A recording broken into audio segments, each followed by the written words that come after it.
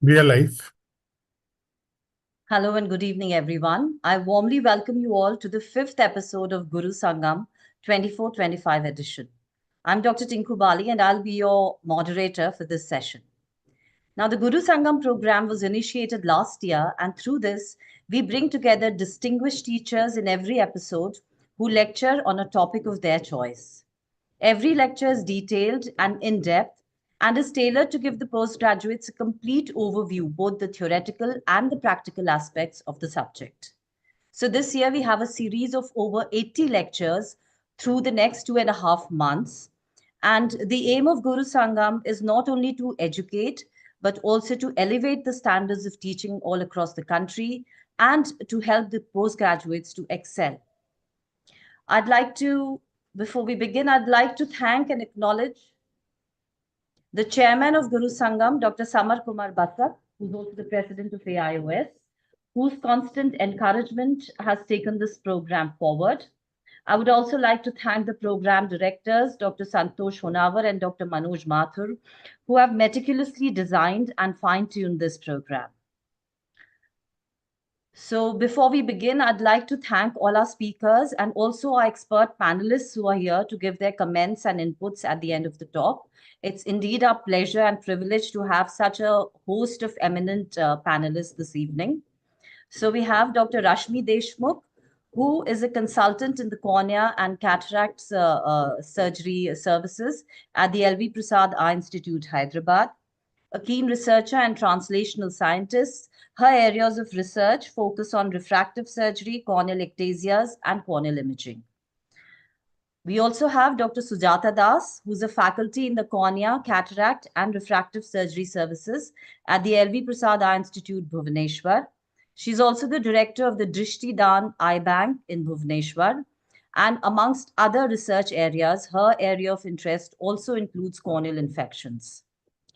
We also have Dr. K.V. Satyamurthy, who is a distinguished ophthalmologist and the head of the cornea and refractive surgery services at the M.M. Joshi Eye Hospital in Hubli, Karnataka.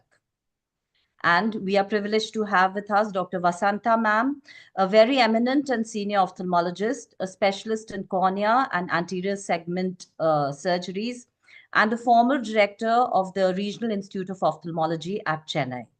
So a very warm welcome to our expert panelists and a big thanks to them for sparing time on Sunday to be with us.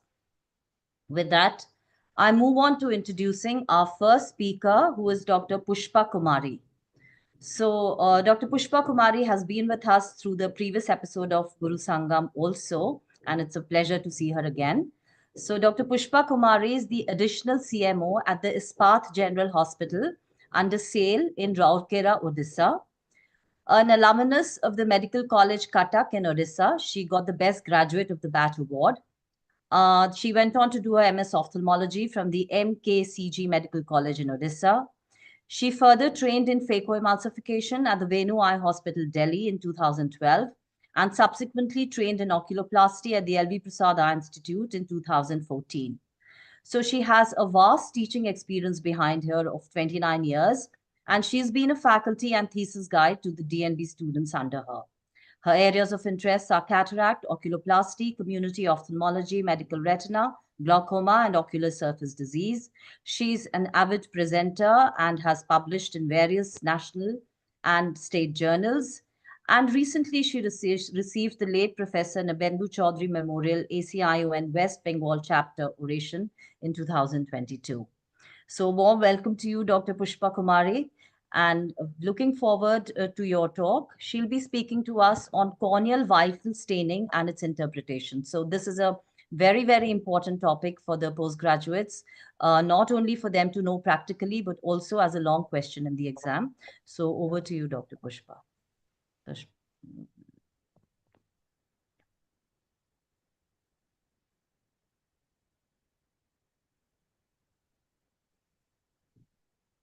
Ma'am, I request you to share your screen.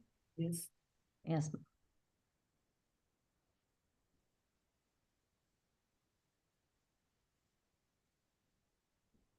It is not moving. Ma'am, the first first, it's the introductory slide is not there. I don't know. No, no, actually I have tested, so we have to go back. Okay. If not, yes, yes, it is moving.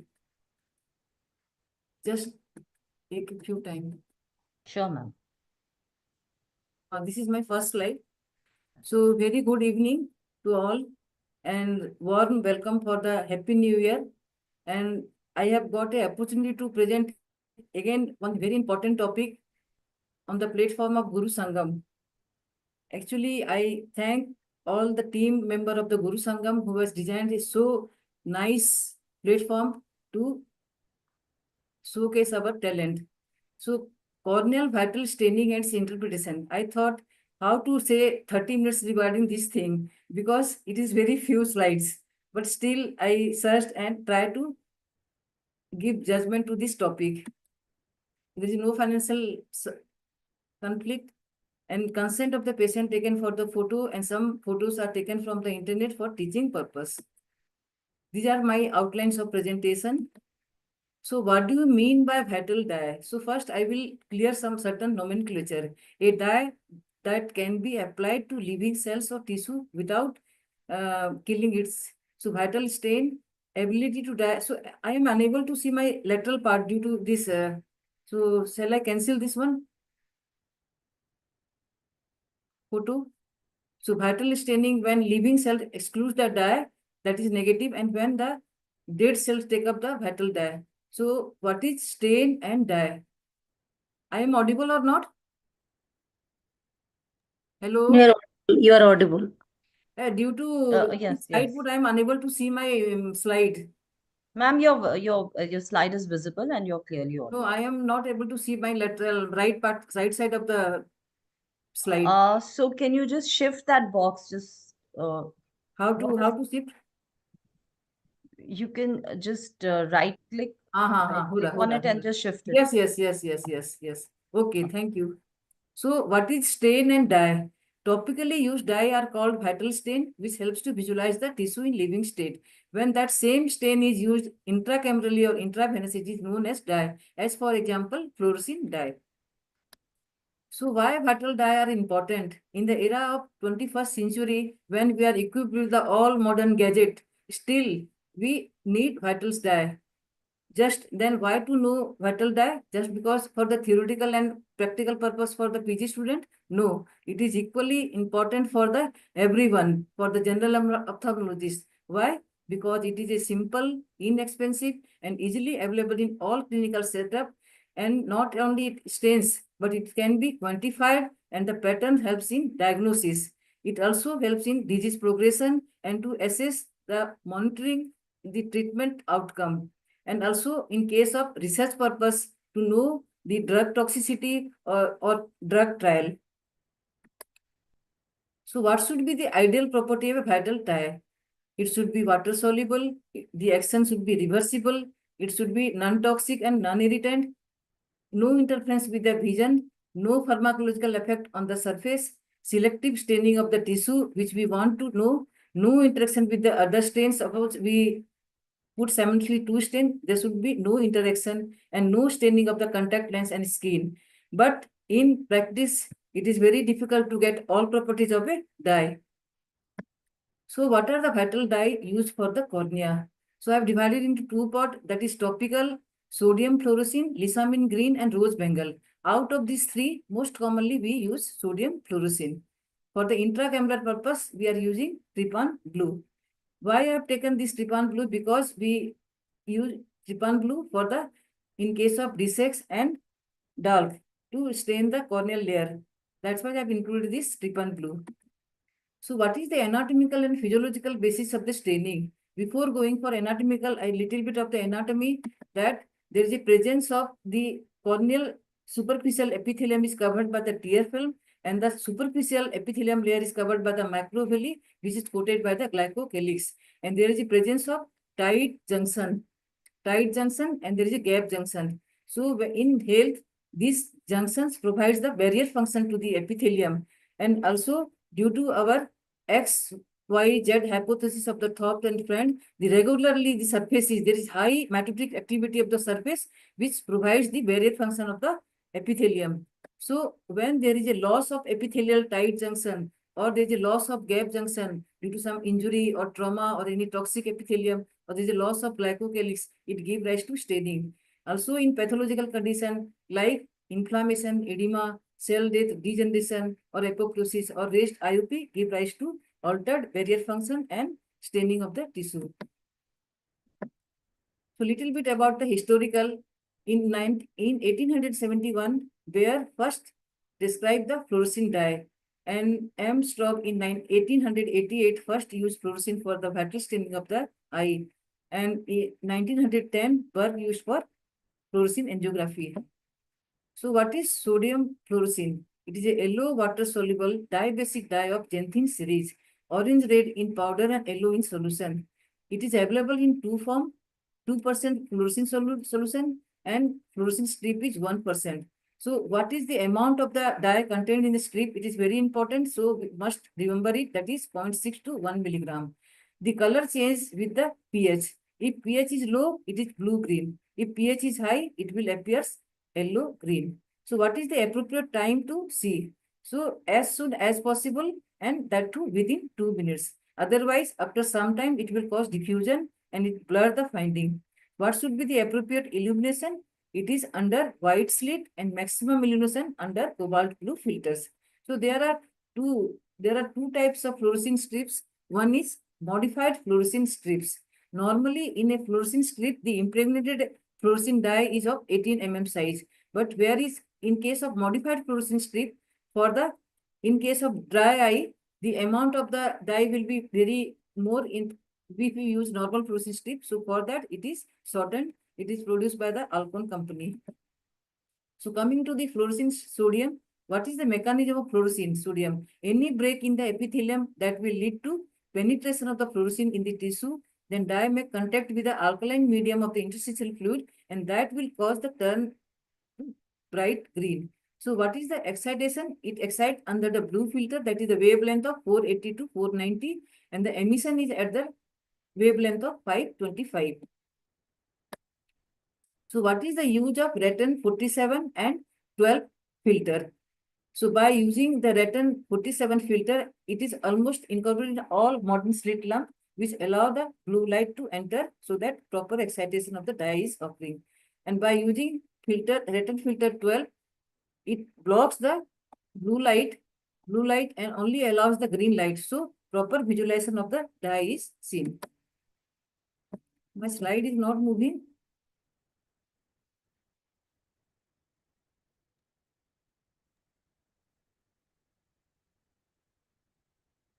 My slide is not moving. Not moving. Yeah. Mm. So as in morning session also, it is the same problem was Yes, there. yes. Yeah, I was busy. So you'll Ma'am, have can to you click share. on can you click on the slide and then just Slide. click on the slide Yes. and see if you can move? Yes, it is moving. So before going for that, what is quenching phenomena? By means of, it is a concentration quenching phenomena. Means when there is very low solution, that is dilute regimen, it will not fluoresce. When excess of the dye is there, then due to interaction between the molecule, it will block the fluorescence. So optimal solution, what is the mid-level optimal concentration? That is the 0.1% to 0.2%. Here the level of concentration goes, and here this is the maximum fluorescence level. So you have to kept in mind while putting the dye. So the level of the dye should be optimum to avoid the quenching phenomena. Then how to stain with the fluorescein strip? So first we have to put normal preservative free normal saline 1 mm behind the marked strip, and we have to discard the excess fluid. Then just apply on the lower bulbar or palpebral conjunctiva. So this is a one small video to how to apply the dye.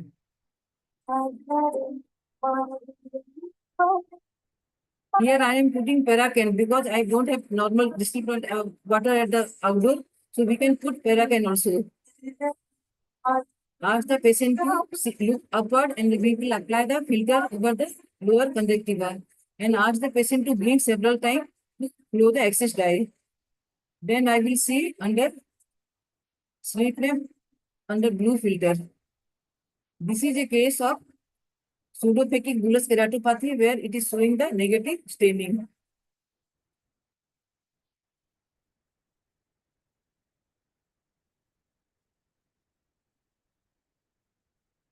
So here I want to show that point, if due to excess tear film, here we are unable to see the fine finding. But after saying for few blink, the excess dye is flow out and we can see the fine detail of the corneal surface. So what are the advantage of the fluorescein dye?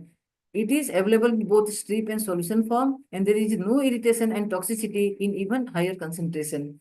But there are very low disadvantage, that is the discoloration of the face and clothes if spill over occurs, allergy to iodine, and it causes the staining of the soft contact lens. So we cannot use the fluorescein for the evaluation of the soft contact lens. Rose Bengal staining, it is a halide derivative of the fluorescein. It is a brownish red powder that is soluble in water. It not only stains the dead and devitalized cells as previously known, it also stains the normal tissue, so which is helpful for the localization of the OSSN. It is available in two form, that is 1% solution and also in strip, and that strip contains the 1.3 milligram. Advantage is it is best dye for early detection of OSSN, and it has also got antiviral activity against HSV1, but it is of not ophthalmological importance. Disadvantage is it causes ocular discomfort and has toxicity, and for staining we require higher dose than compared to the fluorescein stain, and also the presence of lubricating eye drop interferes with the staining. So to have a better staining, we have to rub the fluorescein 2 strip simultaneously to have a better staining. Use is stains conjunctiva in dry eye, delineates the dysplastic squamous metaplasia, which will be helpful for during surgery to delineate the margin of the tumor. Margin of the corneal ulcer as used in the double staining in viral keratitis. So coming to the Lysamine green, it is a acidic synthetic derived food dye, has a peak absorption at the end of the radon, that is 630 nanometer. It has got high affinity for staining dead and degenerated cells, including mucous strains, age of the viral proliferation of a dendritic ulcer. So we can also use Lysamine green for the double staining instead of rose bengal. So it is available in 1%, 2%, and 3% in liquid dye, and as a strip, it contains 1.5 milligram dye. So what are the uses? It is used for the dry eye disease to rule out keratoconjunctivitis sicca, to ascertain proper fitting of the contact lens, and also lens-induced conjunctival staining in patient with the symptoms of the dry eye without clinical signs, and assess the lead margin for the lead viper epitheliopathy. So here, what is the importance of presenting this photograph is, in normal eye, this will stay for some time, 2 minutes or 3 minutes. But in severe dry eye, there is a persistence of the staining remains. So we have to counsel the patient that it will be remains for some time. Then comparing the Lysamine green with the rose bengal. So what are the advantages over this? For the patient tolerance, Lysamine is better than rose bengal. To delineate the keratoconjunctival cicatrice, both dyes are equally good. For the cell viability, it has got no effect, whereas rose bengal affect the, it is toxic to the cell. Staining of the proliferative cells, it has got no effect, but it stains the proliferative cells. As for ocular toxicity remains, rose bengal is more toxic than Lysamine green. So trypan blue, it is, there are two concentration of the trypan blue. For the theoretical purpose, I have given here for the to stain the anterior capsule and the tenon capsule, we are using 0.06%, whereas for the posterior segment, the percentage is 0.15%. Why I am telling this concentration? Because they are often asked in the OSCE, what is the percentage of the trypan blue for the anterior capsule staining and what is for the posterior capsule. It stains the mucous and dead cells, and it also stains the anterior capsule without affecting the underlying tissue.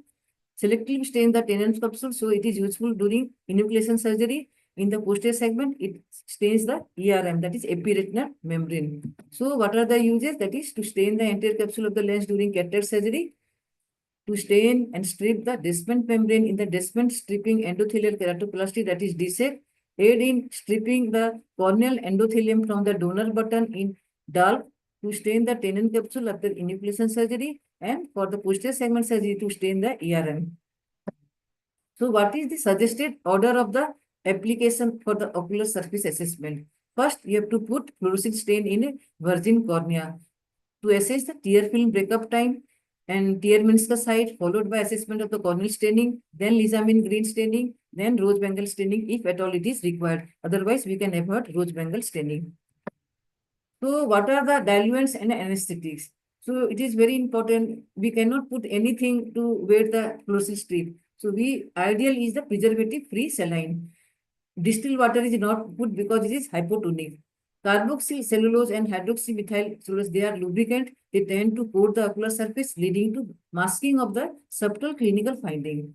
Mucin-like molecule like propacan, though it is an anesthetic, we can use. It is best suited for the ocular surface staining. Whereas the other local anesthetic like Jalocan, bupivacaine, they are not, because they, due to ocular toxicity, they will cause false surface staining.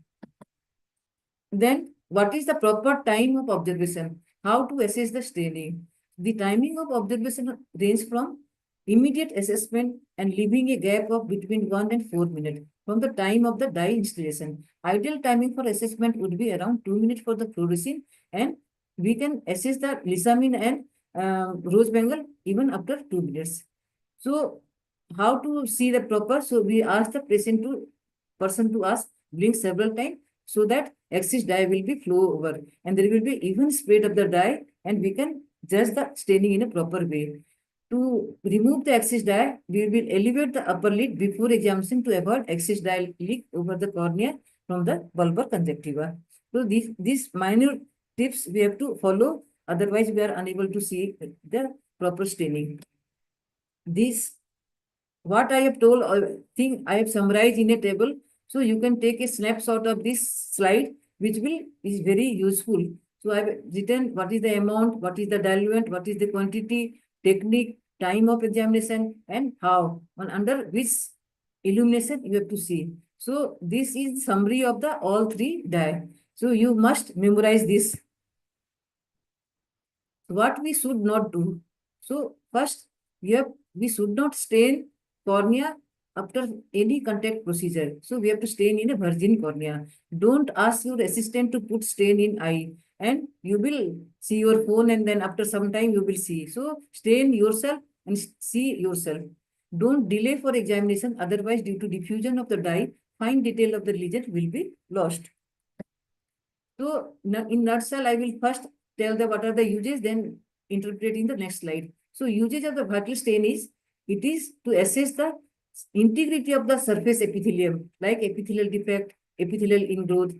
In case of the dry eye disorder, to assess the negative staining, ocular surface squamous neoplasia, to identify conjunctival or corneal foreign bodies, ocular burn. Here, what is the involvement of the corneal surface? What is the involvement of the limbus? So to assess the limbus, we can prognosticate the case in case of the chemical burn, contact lens fitting and its complication, drug toxicity in research and drug trial. If there is any involvement of the ocular surface, it ends to the drug trial.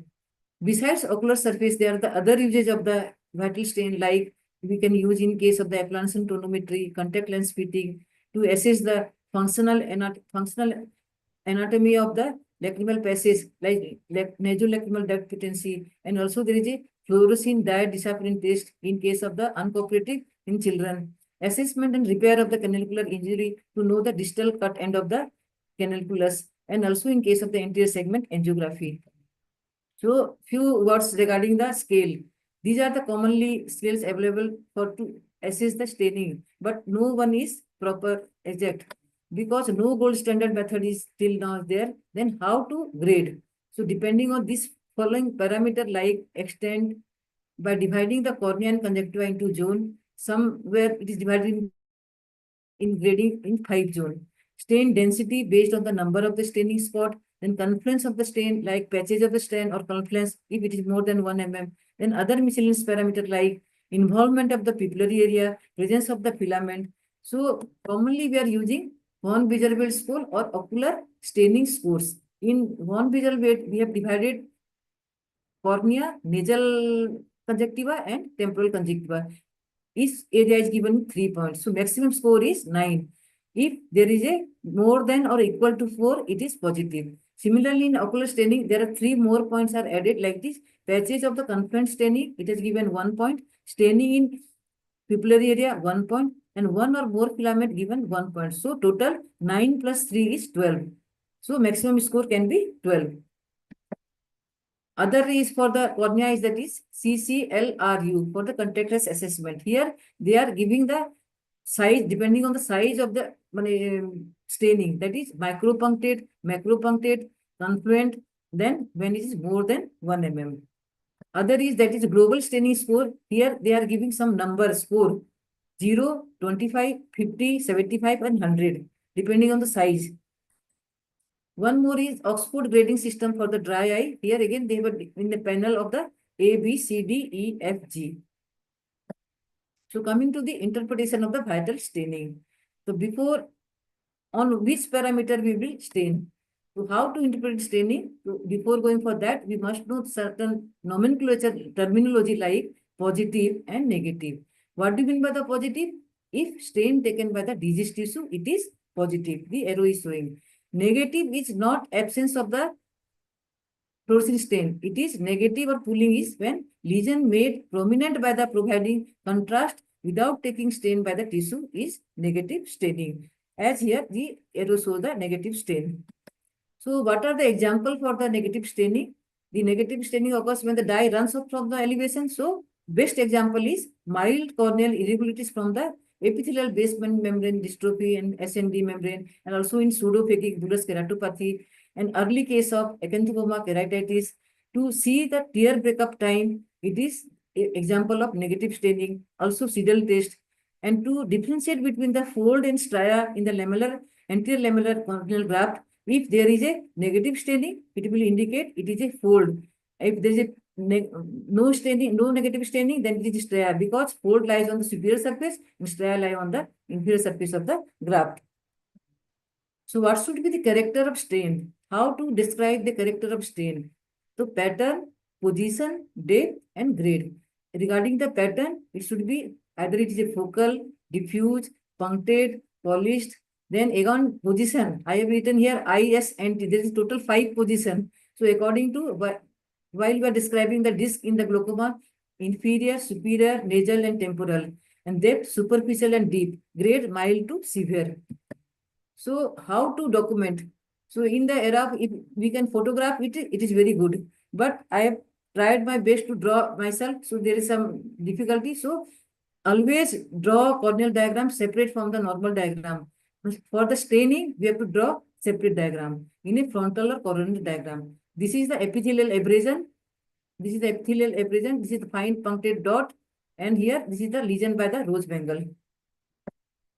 So what is PATH? That is preservative associated transient hyperfluorescence. We will omit if there is any staining around the limbus or punctate lesion around the limbus, so we have to omit. It will disappear after some time. So this is the staining pattern. So depending on the pattern, we can diagnose what is the disease. If there is a diffuse, superior, inferior, interpalpable, or superior bulbar conjunctiva, inferior bulbar conjunctiva, or 3 or 9 o'clock, it will indicate the diagnosis.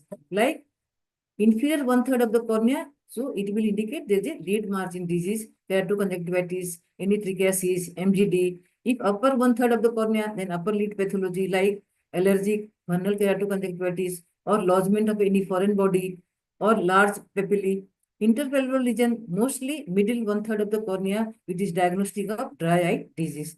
If there is an interpalpebral lesion along with the superior corneal involvement, it is most likely due to medication toxicity or preservative.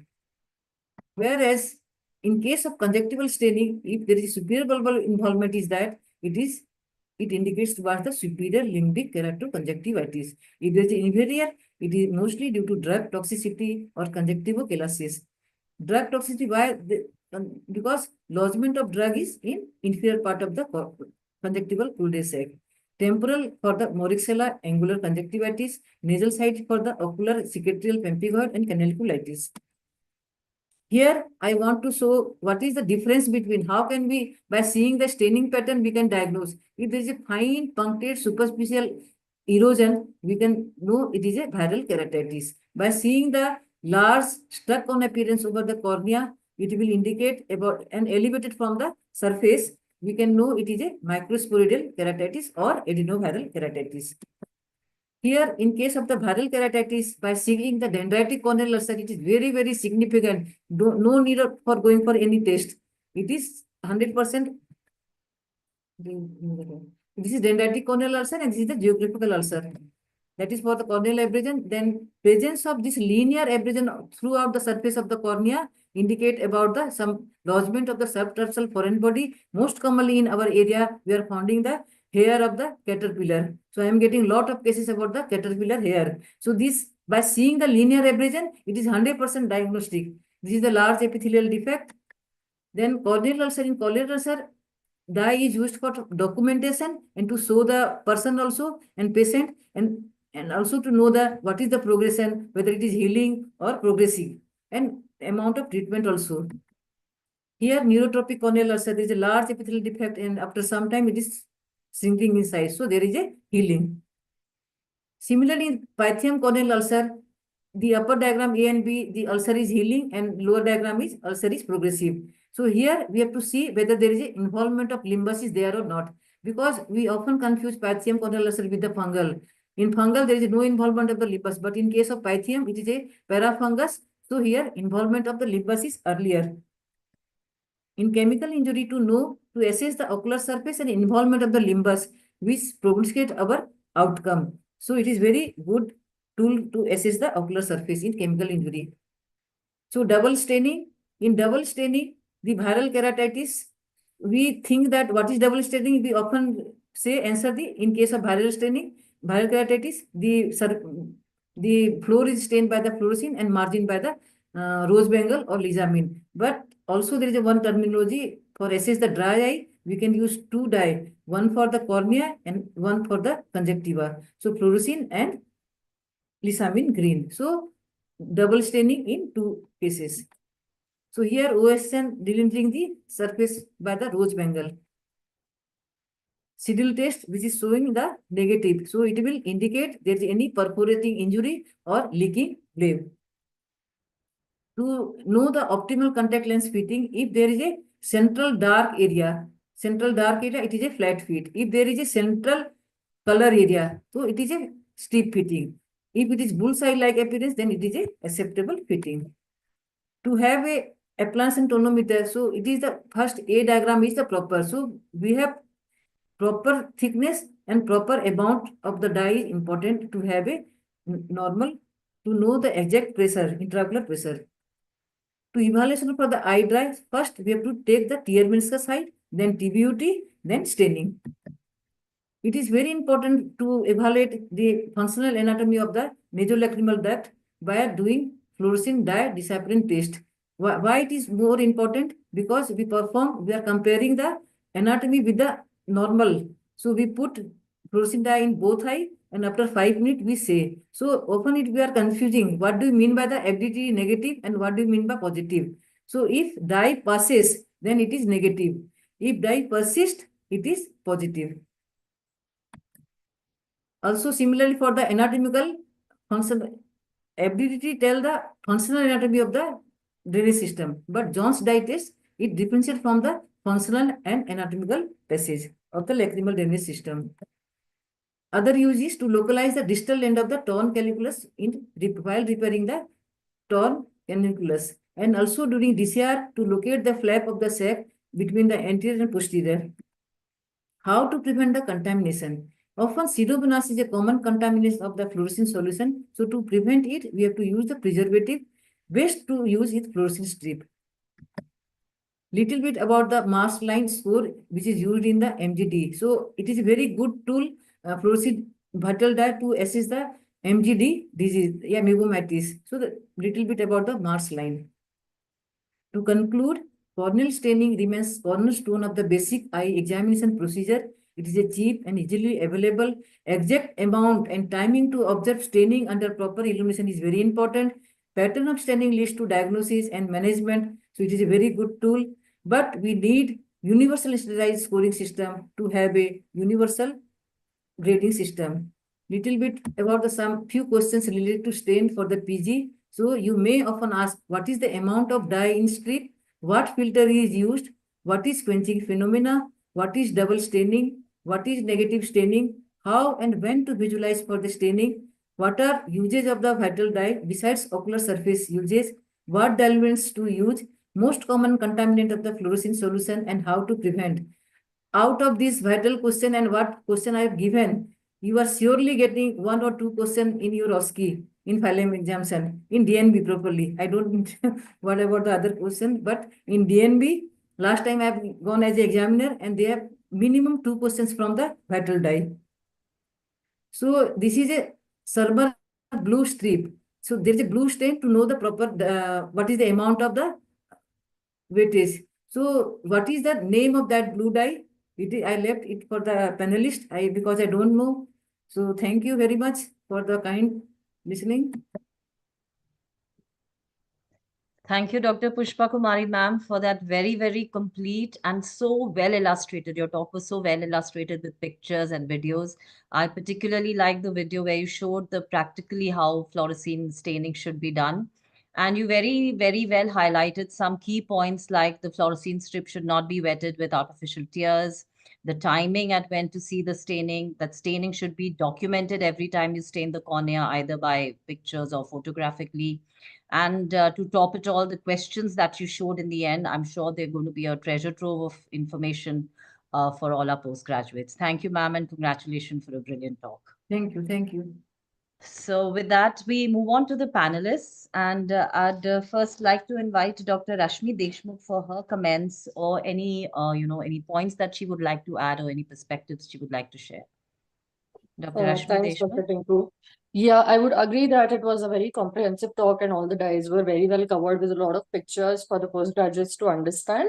From the postgraduate perspective, I would say that they should just remember the basic that fluorescein is going to stain areas where epithelium is lost. So it is going to just stain the basement membrane. So it goes into the mind that all epithelial defects is where fluorescein is going to go and stain that area. Lissamine green and rose bengal is going to stain the devitalized and dead cells and mucin. So that is where the lissamine green and the rose bengal is going to come into play. So if they have that basic clear in their mind, then they will know which dye is going to go and stain where. That is how the double stain in the HSV keratitis also happens. The bed where epithelium is gone is fluorescein stained, and the margins where there are dead and devitalized epithelial cells is stained with the rose bengal. So you get the double stain. Another thing I would say they need to know is the difference between pooling and staining. So like in staining, it is going to just be bright throughout and it is going to entirely stain the epithelial defect. In pooling, it's a gradual thing because it is actually an epithelialized depressed area. I think ma'am had shown a picture of negative staining. Similarly, there can be areas of pooling as well.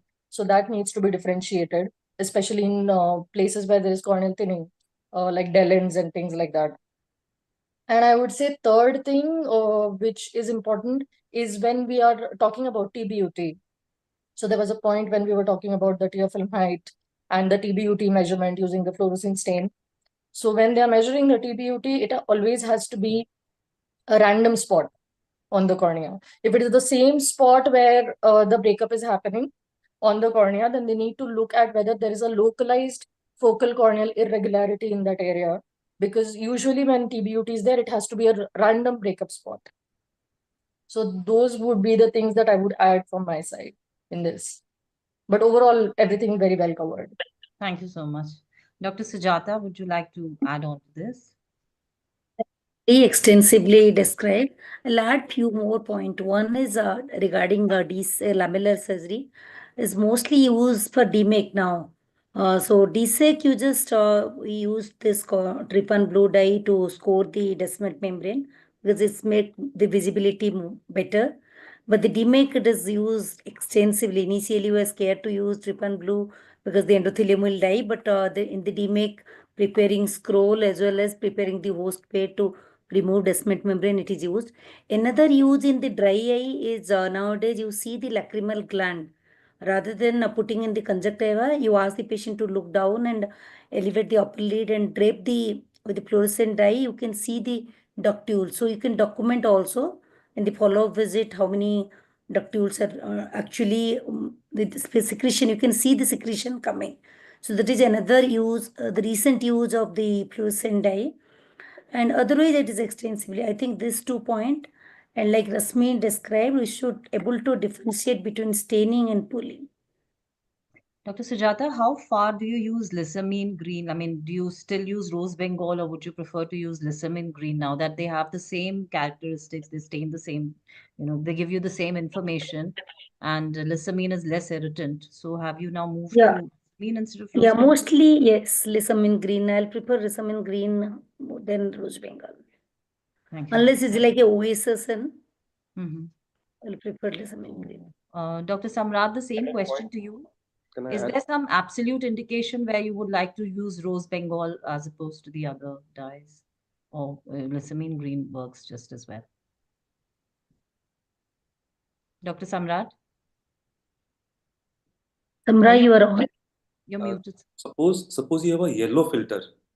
If you Mhm. have a yellow filter, which routine slit lamps do not have that, then you don't need to actually use a lissamine green or this thing rose bengal, because the fluorescent can stain the conjunctiva. It stains the conjunctiva. But if you only in the blue filter, you cannot see it well.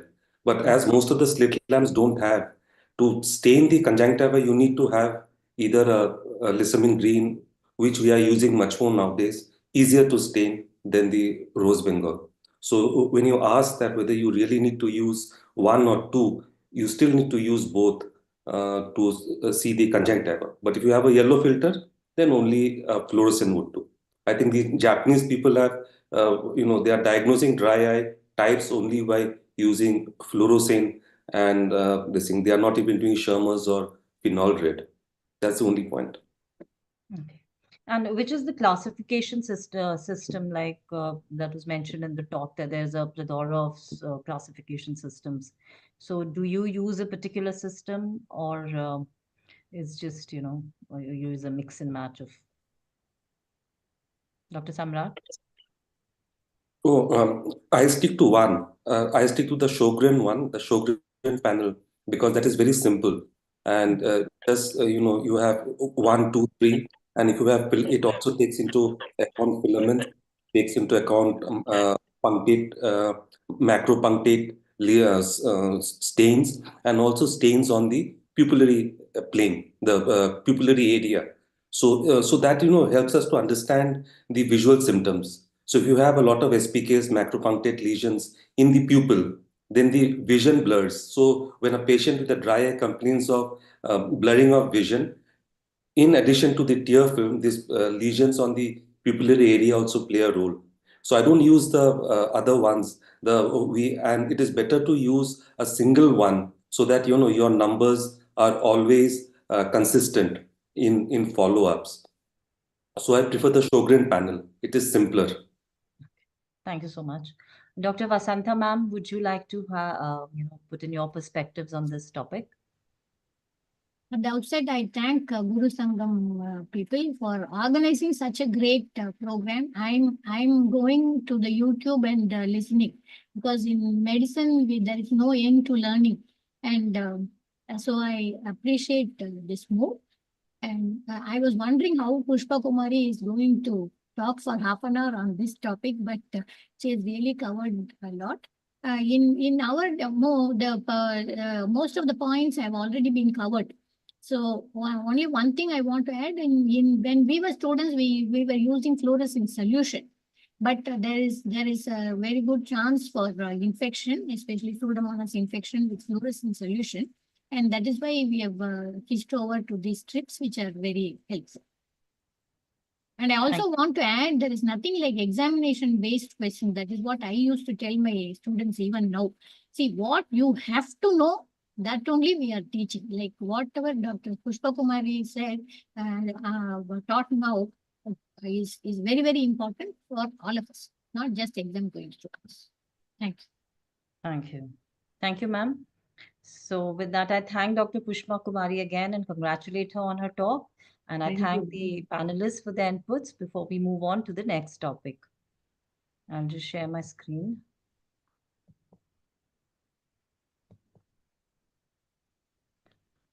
So So our next presenter is Dr. Shweta Malagundla, who is a consultant and an assistant professor at the Cornea Eye Bank and Refractive Services at the Regional Eye Institute of Ophthalmology, Minto Ophthalmic Hospital, Bangalore. She's an alumnus of the same hospital, that is the Regional Eye Institute, Minto Ophthalmic Hospital, and she subsequently did a fellowship in cornea and external diseases from there. She's also a fellow in IOL at from the Shankara Eye Hospital, Shimoga, and she also has a FAICO in refractive surgery. Her special interests are anterior segment imaging, ocular surface disorders. So today she'll be talking to us on the approach to a case of corneal ulcer. Again, a very, very important talk for the postgraduates. So she'll be telling us the practical approach as well as I'm sure the management strategies for a corneal ulcer. So over to you, Dr. Shweta. I'll just stop sharing my screen. Yeah. Thank you, Dr. Tinku, for that introduction. I'm very grateful for AOS to considering me for the second consecutive season of GuruSangam. And I'm also privileged to be on the same panel with the experienced speakers and also to present in front of the experienced expert panelists. So today I'll be sharing my screen now.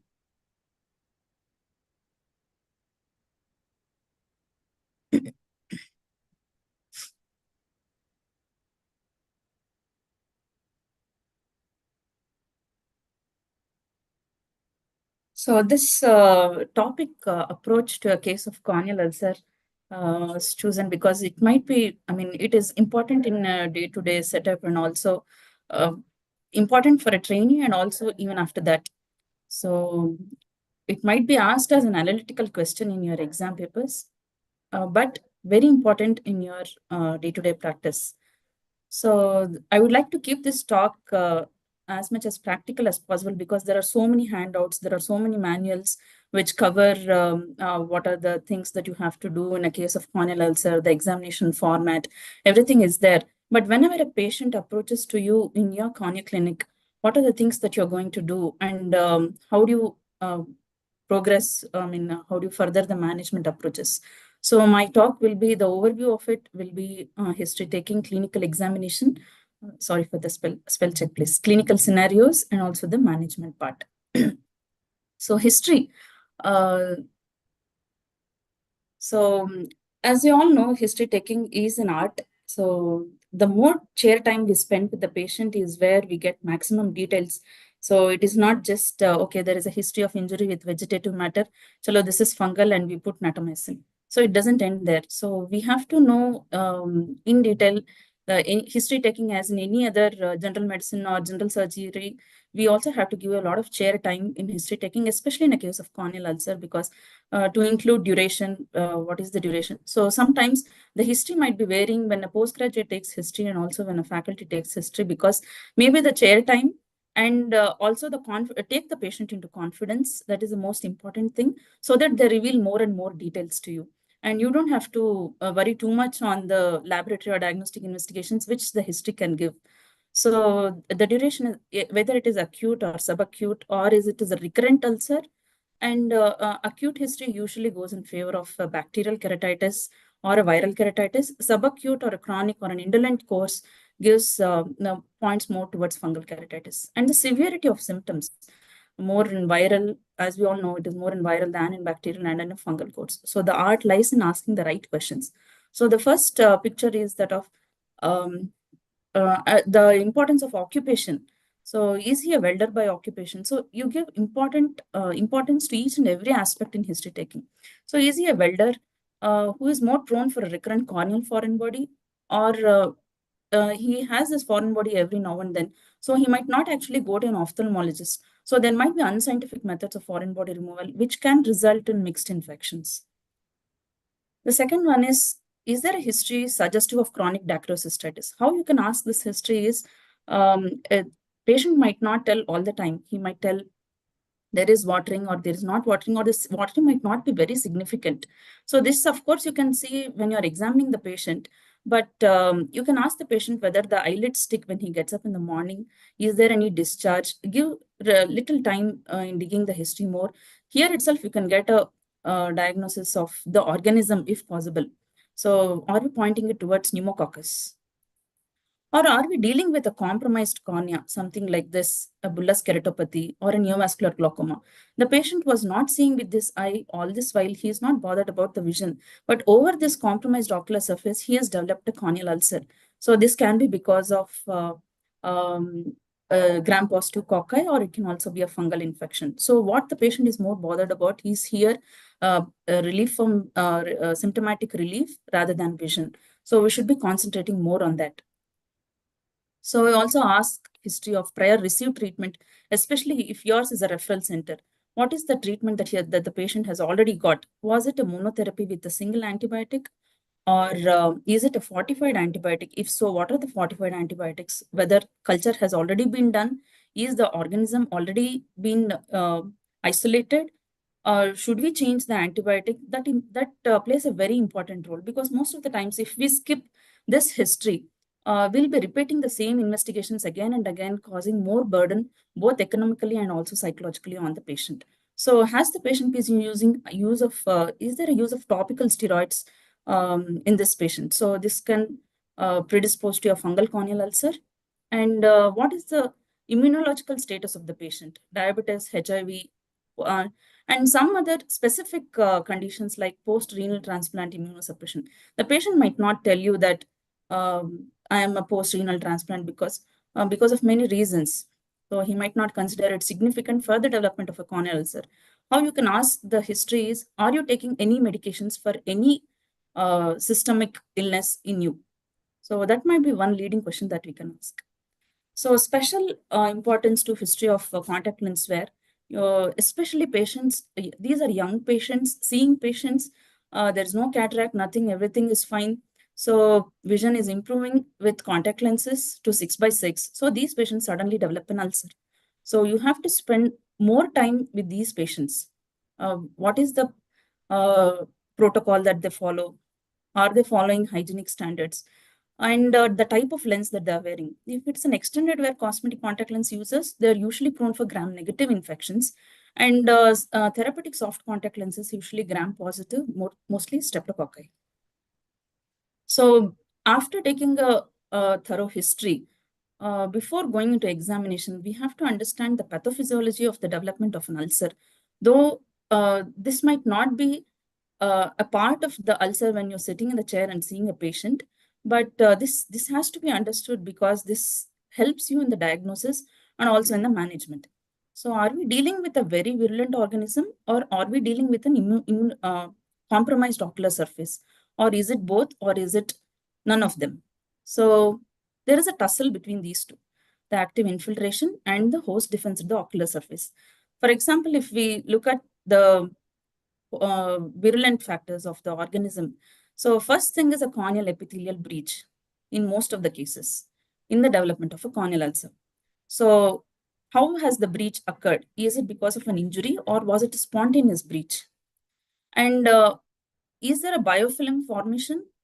Mostly the organism is Pseudomonas, and how virulent is the organism is by whether the organism is secreting all these virulence factors in the form of exotoxins, collagenases, furan sensing pathways. So these play a role now, because there is a lot of research going on in these factors.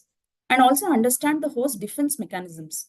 Is there, because normally beta defensins, calprotectin, lysozyme, lipocalin, and lactoferrin are the factors which reduce or stop the bioavailability of the free iron.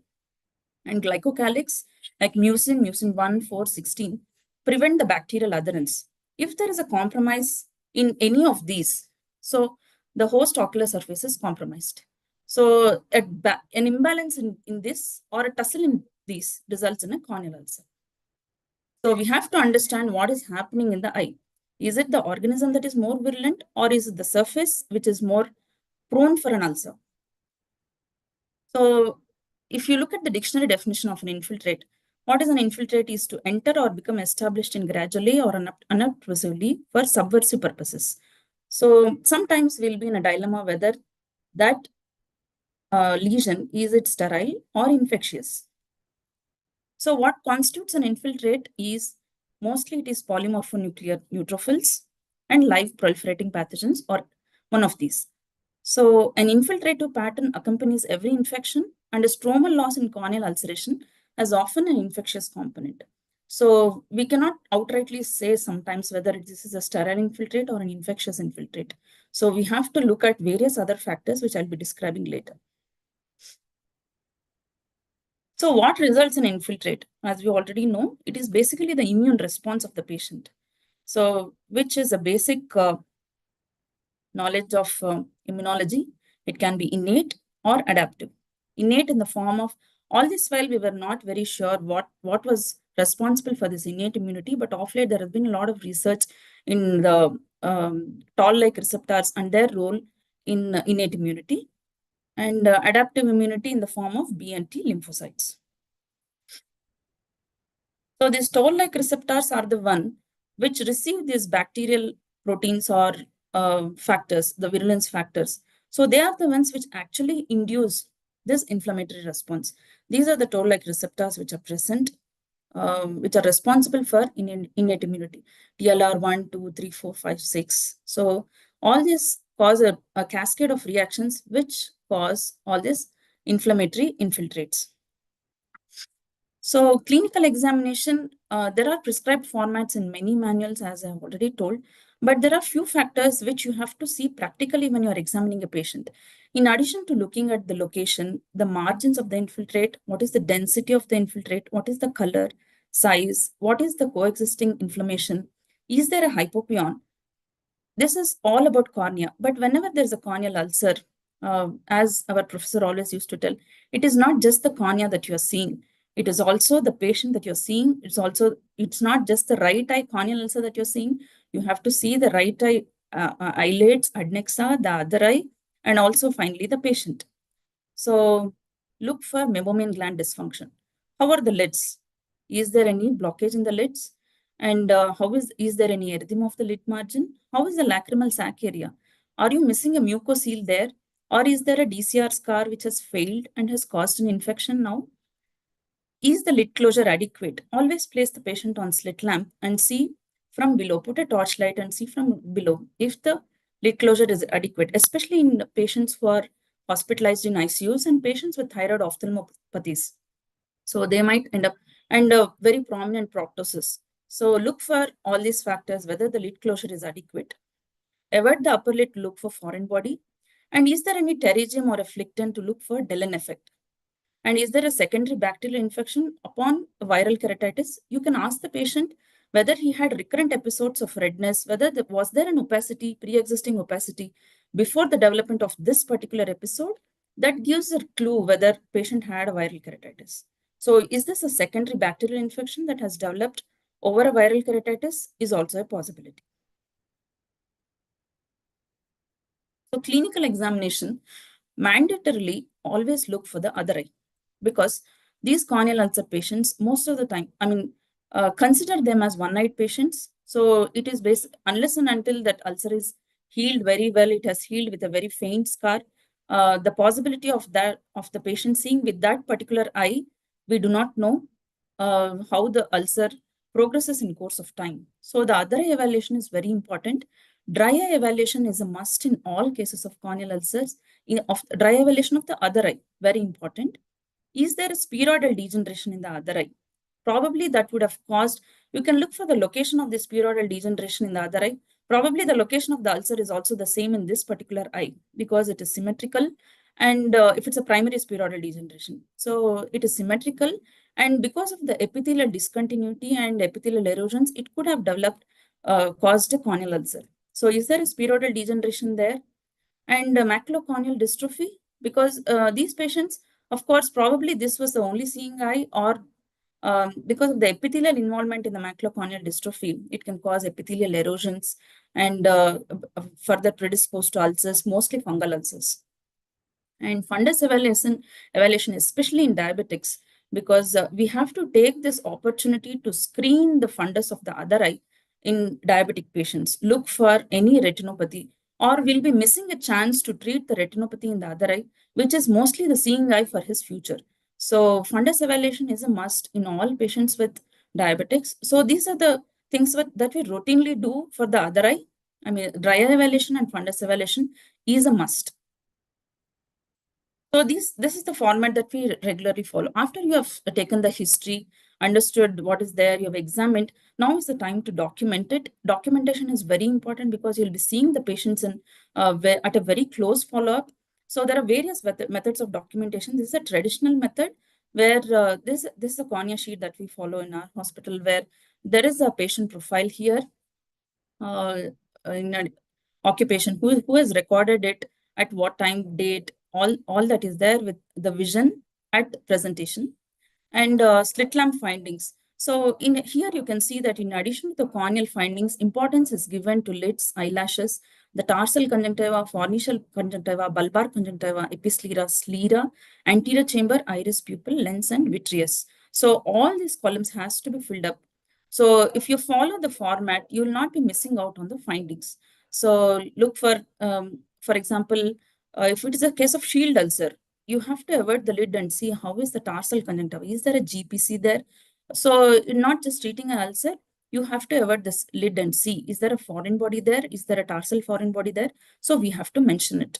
So this will not allow you to miss any finding in any other structure. And corneal sensation, of course, if the not in the affected eye, maybe if indicated, you can do it, but other eye corneal sensation you can check, or in the areas where the ulcer is not there, there also you can check the corneal sensation and divide it into quadrants and then document it. So the next will be the documentation of the corneal ulcer like this. So there are two eyes. Though you're examining the affected eye, you also draw the diagram in the other eye of the other eye also. If there are any subtle findings like very subtle spheroidal degeneration or any other arcus or any healed marginal keratitis or a healed PUK, anything can be documented in the other eye also. So there is a slit section and also a parallelopiped to document the extent of the lesion, where is it from anterior to posterior. So after that, what are you going to do for the patients? The basic investigations, lacrimal syringing, of course, is a must. And then fluorescein staining, what is your pattern? You can write the grading, or you can draw the pattern again here, or you can draw the pattern again in the above picture here. And rose Bengal staining, if you have done it. And what are the stains that you follow? Like if you yourself are doing a KOH wet mount, you can as well document it. Or if you have sent the scraping samples to the microbiologist, once you get the report, you can document it here. And what are the conjunctival swab? Have you sent any culture and sensitivity? What is the digital tension in the affected eye? And you can check the intraocular pressure in the other eye by any method. And pH in relevant cases. And Sharma's test, as I already mentioned, of the other eye. And this sheet is not just for a corneal ulcer, for any cornea case. Like you can measure, you can document the axial length, pachymetry, and keratoscopy. So especially in cases of keratoconus, if you want to document. And what are the other investigations done, especially in case of immune-mediated keratitis, if you're suspecting any rheumatoid arthritis-induced central corneal perforation or a stromal melt? What are the investigations that you would like to look for? Like, or has the patient been already investigated with these things before coming to you? Then document it. So that we need not have to repeat it again and again, lessening the burden on the patient. So after all this documentation, who has seen the patient, so that you get a follow-up for the next time, and what are the procedures that has been advised, and what is the next follow-up.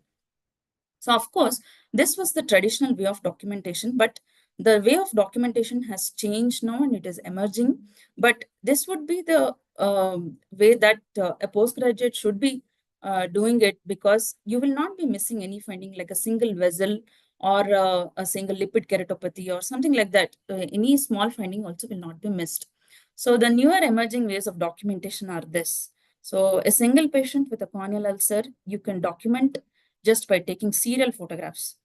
Of course, this helps in actually communicating this with your faculty or with your peers or colleagues, or if you are working in a peripheral center, it definitely helps by taking an advice from a referral center. So this is a way how you can document this or that. But if your center is fortunate enough to have a photo slit lamp, then it is well and good. But otherwise, all cornea surgeons or in fact, for all ophthalmologists, anterior segment photography is definitely a tool that should be learned over course of time. So this is also documentation. And this will also help in communicating it with your peers very well, and sometimes also showing to the patient that this is the way you have come and now it is like this. So it helps in documentation. So for a postgraduate, both would be advisable. So a small note on smartphone corneal photography. Any basic small model of a smartphone with maybe 16 megapixel rear camera, which is there in almost all the smartphones with a minimum of 4x digital magnification would be enough. And a slit lamp with bright illumination and a good magnification, 16x would be ideal. But if you want to look at the endothelium, use a 25x or a 40x magnification. Using an adapter makes your life easier. All the photographs in this presentation has been taken by a basic model a smartphone without using an adapter, but by handheld. But using an adapter will definitely make your life easier. It provides more stability, at least in the beginning. And you should have some interest in photography and a cooperative subject or a patient, of course. Patient having a severe photophobia obviously will not be cooperative for a photograph. So once we see an ulcer and document, we also have to pay more attention as to what type of ulcer could this be. Look at the location of the ulcer. If it is in the periphery, not much of inflammation, can this be immune mediated? Can this be immune mediated, or is it a healing ulcer? Or if it is in the center, it is more likely to be infective. And is it bacterial? It is more well defined. Pay more attention to this. So this will be made easier if you document it the same way. So what is the size of the ulcer? What is the number of the ulcers? What are the number of lesions at presentation? So when the patient comes for the next follow-up, it will be easier for you to document, to see, supposing to share the same findings. So whether it's a small ulcer or a large ulcer, what is the amount of inflammation present? Is it a minimal inflammation, or is the inflammation very severe? And what is the status of the epithelium? Is it intact, or is there a defect? So this will definitely help in the follow-up of the patient. So the other day, the first day when I saw the patient, the epithelium was breached. Now it is healing. Has it got a healing edge? Or at presentation, the epithelium was intact, but now there is something that I have to worry about because he has developed an epithelial defect. So pay more attention to this. And the most important thing to differentiate between a sterile and an infections infiltrate, I would say, is to look at the density of the infiltrate. So if the density, and also look at the lid margins here in the first picture where there is a Mabumin gland dysfunction, there's a capping there. And these are marginal corneal infiltrates, more suggestive of staphylococcal marginal keratitis. But whereas in the second picture, the density of the infiltrate is more deeper and most probably pointing towards an infectious infiltrate. So after the examination, don't forget to see the patient. So because it is more important to know what sort of a person has a disease than to know what sort of disease a person has. So think more like a physician when you are diagnosing a corneal ulcer. Look at joint deformities. Supposing a postmenopausal lady comes to you with central corneal melt, just look at her fingers, ask her to when she's putting the hands on the slit lamp, just see whether there are any deformities. Ask her if she has dry mouth. Ask her to open the mouth and see whether there is any Sika features and joint deformities, any nodules, or has she been once you see this joint deformities, you ask the patient whether she is already on HCQ or methotrexate. Sometimes they don't tell you. So these are all clinching factors that you have to pick up when you examine a patient. And look at the oral health, whether the patient has Sjogren's syndrome, and how is the oral health. This can be a very bad oral health can lead to ascending infections. And HIV, radiation-induced keratitis. Suppose a patient is referred to you from an oncology department. So head and neck oncology. So patient has taken radiation. Now he or she has come to you with an ulcer. and if there is a significant stem cell deficiency. So this itself can tell you in explaining the prognosis to the patient that there's a stem cell deficiency. So it might take time or it might not heal at all just with the normal treatment that we are giving. So it helps in explaining the prognosis. Whether a CP angle tumor was removed, which will point towards a neurotrophic component of the ulcer. So if the patient has undergone any neurosurgery, you specifically ask what type of neurosurgery is it? Is it a CP angle tumor? Because of its close proximity to the trigeminal ganglion, the corneal sensation might be lost. Or is it a chronic liver disease causing vitamin A deficiency? So this itself can cause slower epithelial healing. So always look at the patient per se, not just the ulcer.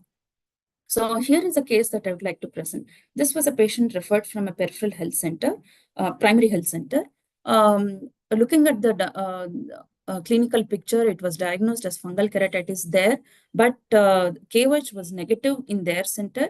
But after the patient came to this center, the KOH was repeated again because of the characteristic clinical picture. So there is a gritty feeling, dry looking ulcer, there is a hypopion there.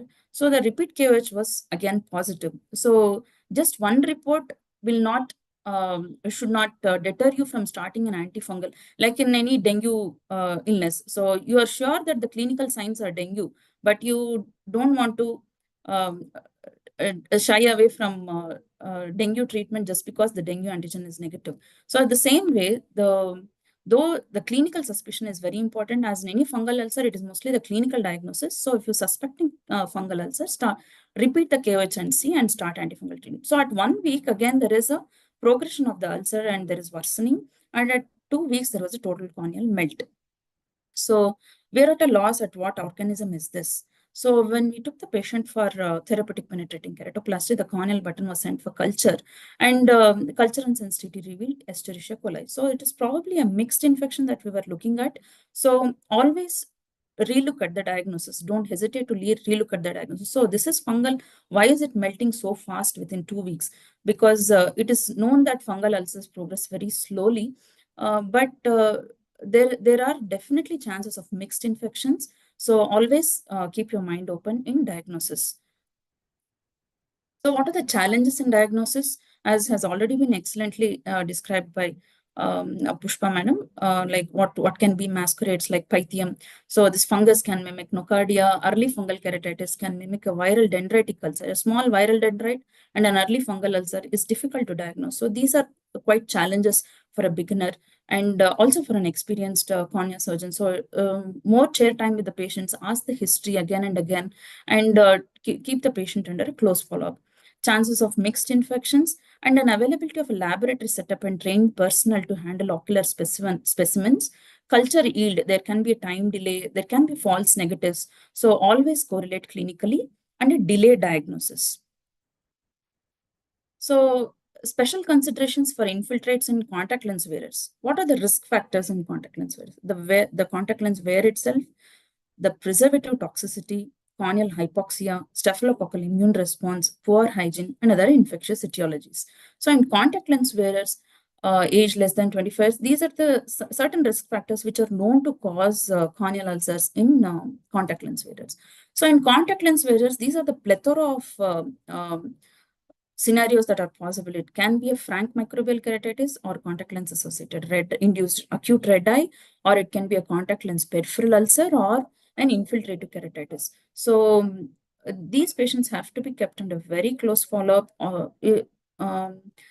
advised to follow up almost every day for the first 5 days and then look for the response, because we do not know. Sometimes it might be a very small lesion, very innocuous, looking like a sterile infiltrates, which is associated with contact lens, but it can turn out to be infective. So these are the few features that offer contact lens induced lesions on the cornea.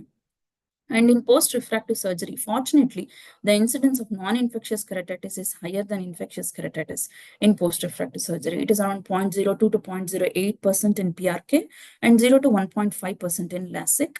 And of course, there are very less cases reported in SMILE as of now. So we cannot actually say the incidence of infections all over the world. I think around 20 cases, that's all are reported. So we do not know what are the organisms which might be responsible for the infection. So it is usually Staphylococcus, Streptococcus, and atypical Mycobacterium are the ones which you have to keep in mind if you are looking at this particular set of patients. So post-refractive surgery, the non-infectious part is usually diffuse lamellar keratitis due to bacterial endotoxins in wet autoclave reservoirs or interface blood or epithelial defects post-refractive surgery. So these are the few common organisms that we come across and few clinching points that you have to remember when you're dealing with a particular organism. So Staphylococcus can cause a biofilm, and there are methicillin-resistant Staphylococcus aureus. So which is very concerning. And vancomycin is the drug of choice for MRSA. In pneumococcus, again, a sac pathology, there is a stromal lysis and it is a hypopyon corneal ulcer. In Pseudomonas, which is like, it is rapidly progressive, can cause corneal melts, and amikacin will help, and ciprofloxacin. So I would like to confine the corneal ulcers to bacterial and fungal, because viral itself is a different and extensive topic. So these are the common things that we come across, like in a fungal keratitis, how to differentiate a filamentous fungi from a non-filamentous fungi. So filamentous fungi are Aspergillus, Fusarium, Curvularia. So there's a gray-white corneal stromal infiltrate with a feathery border, satellite lesions, epithelial defect, anterior chamber reaction, hypopyon, inflammatory ring, a dry-looking surface, or a plaque lesion. In non-filamentous fungi, it is usually a yellow-white stromal infiltrate, epithelial defect, or a corneal ulcer. Usually, the Candida ulcers are slightly different from these filamentous fungi in terms of presentation and also in response to treatment. So the principles of management of any corneal ulcer will depend on various factors, like at what time the patient has presented to you and where are you actually practicing, and whether a microbiology backup is available to you. So it can be empirical or it can be tailored to culture. Empirical can be in the form of monotherapy or in the form of fortified antibiotics. This you decide based on the location of the ulcer, the size of the ulcer, the severity of inflammation. Usually monotherapy is given in small ulcers, which are periphery, which are like well-defined ulcers. And fortified antibiotics, if there are large ulcers, central ulcers, very intense inflammation, you would tend to give fortified antibiotics. So the choice of fortified antibiotics I'll be describing later. So these are the empirical treatment that you want to give, especially if you don't have a microbiology backup readily available next to you. So these are the things that you have to start. It can be monotherapy or fortified antibiotics, the choice of which depends on the type of the ulcer. And tailored to culture. So of course, for bacterial ulcers, you'll get a faster report. For fungal, you'll have to wait for some time, but you will fairly get the organism in KOH and calcoflow white. So, and you can also use adjunctive therapies as in SCUT based on SCUT trials. So what are the diagnostic considerations that whenever you are treating a corneal ulcer? So a patient has come to you, look at the geographic consideration. Where exactly are you practicing? Are you practicing in India or abroad? That's the first thing. If it is in India, are you in the southern part of the country or in the western India? Most probably, most of the literature says it is fungal, very common in southern part of India. And seasonal prevalences. Are you seeing a patient in southern India in the months of June to September, which is mostly rainy season? It is mostly a fungal ulcer that you are dealing with, and correlate clinically with your examination findings. And what is the prior therapy that the patient has received? Whether if you have to be sure that the culture yield has to be positive, is there a scope for stopping the treatment for 24 to 48 hours? Is there a scope? Is there may not be possible in all the cases, but if it is a recurrence or patient is not responding to your treatment, stop all the drugs and see, and then wait for 48 hours and scrape the ulcer, send for culture, and then restart the treatment. So it might not be applicable for all cases. So clinical discretion is very much advised in this particular setting. So, and what is the specimen that you are sending for culture? Is it a scraping or a biopsy or AC lavage fluid or a suture or a contact lens? So these are the things, especially in contact lens virus, contact lens also has to be sent for culture. And suture-induced infiltrates, as in post-TPK or post cataract surgeries, do not forget to send the suture for culture. And the emerging role of PCR may not be routinely done because not all the centers have the facilities yet to do a PCR. So maybe an endophthalmitis patient with a corneal infiltrate might be a candidate for PCR as of now, but at least our center is not doing a routine PCR. That is, I would like to ask the expert panel later. So if we look at the incidence of keratitis, so in South Asia, it is mostly 60% of the ulcers are still fungal. It is the bacterial keratitis only 35%. So if you see the geographical consideration, as I already told you, in Middle East, Australia, South America, Europe, and North America, it's mostly bacterial keratitis that they are dealing with. So definitely we will have a better experience in dealing with fungal keratitis than other countries. So Massachusetts Eye and Ear Infirmary has set up diagnostic considerations 1, 2, 3 act, assess, culture, and treat. So this is for any comprehensive ophthalmologist to treat a microbial ulcer, so that because these corneal ulcers come under neglected tropical diseases, which is considered by WHO as neglected tropical diseases. So any comprehensive or a general ophthalmologist who sees an ulcer with more than one cell in anterior chamber, infiltrate more than 2 millimeters, or more than or two adjacent lesions for atypical bacteria, fungal, and acanthamoeba, and infiltrate edges within 3 millimeters of the corneal center, tissue culturing and antibiotics is recommended if one of the 3 criteria are met. This is a basic take-home thing for any general ophthalmologist. So if there are no other facilities available, this can be followed. So corneal scraping should be sent for culture in all suspected cases. Media should include blood agar, subdose dextrose agar, chocolate agar. If there is only one agar available, that would be chocolate agar. So because it can yield many organisms. But if cultures are negative but have a high clinical suspicion, consider a corneal biopsy. In some cases, the organism might be yielded only after doing a keratoplasty, after sending a corneal button. So the choice of therapy in bacterial keratitis or any simple corneal ulcer that you see, so it is basically monotherapy. The FDA-approved drugs are ciprofloxacin, ofloxacin, and levofloxacin. Though moxifloxacin and gatifloxacin are not FDA-approved, they are very effective against gram-positive pathogens. But there is a raising concern regarding the resistance of Pseudomonas aeruginosa to fluoroquinolones in India, moxifloxacin, ciprofloxacin. Basically, there is an emerging resistance of these antibiotics. So a judicious use of antibiotics is very much required in any case of corneal ulcer. And also stoppage of antibiotic therapy after seeing the healing response of the ulcer is also very important. And treatment of fungal keratitis, most commonly used drug is natamycin. It is 5% initially administered 1 to 2 hourly, then tapered over 4 to 6 weeks.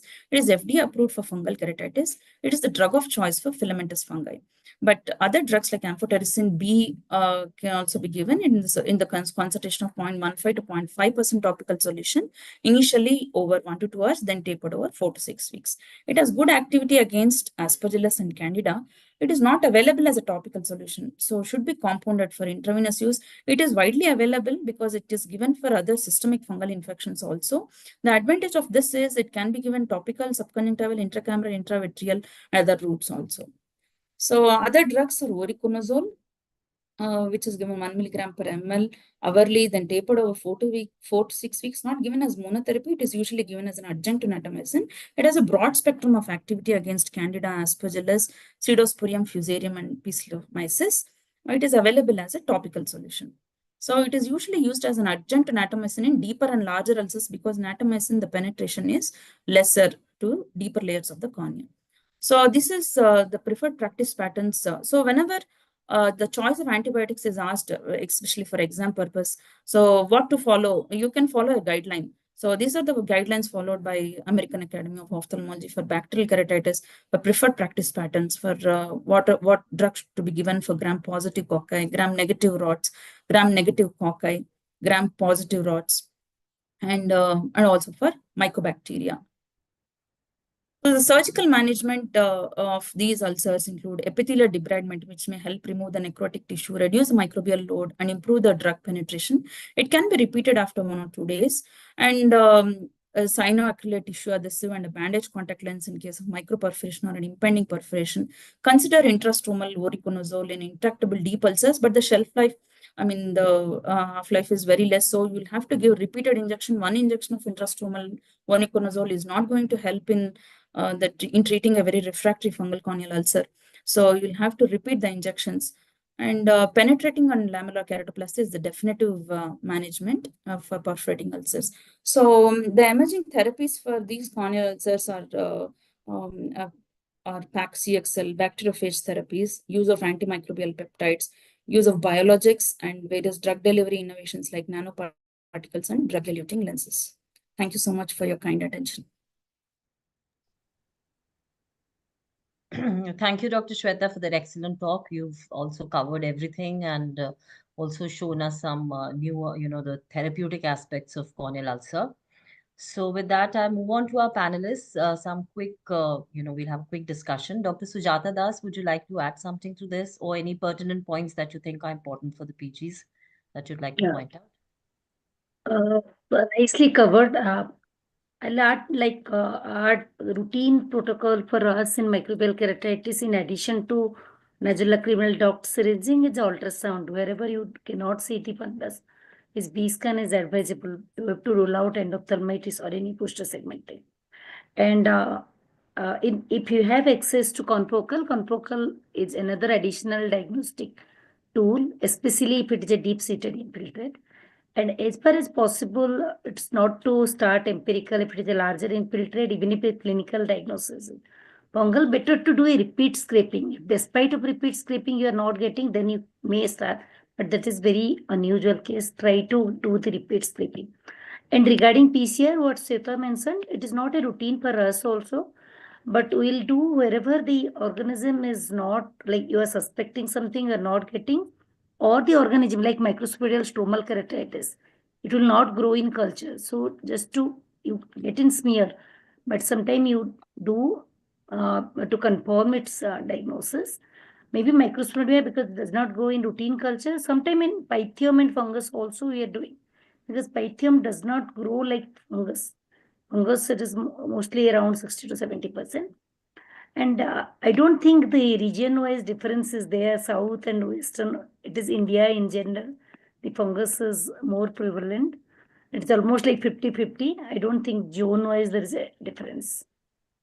And I like your highlighting the other eye. I always tell my trainees also check for the other eye. And look the patient, and not only slit lamp, before slit lamp also, you need to rule out other ocular predisposing factor like lagophthalmos, entropion, ectropion, and all systemic risk factor. Dr. Sujata, we have a question from the audience that what is your choice of drug in the case of a fungal ulcer? Is it just a single natamycin or would you like to combine two agents?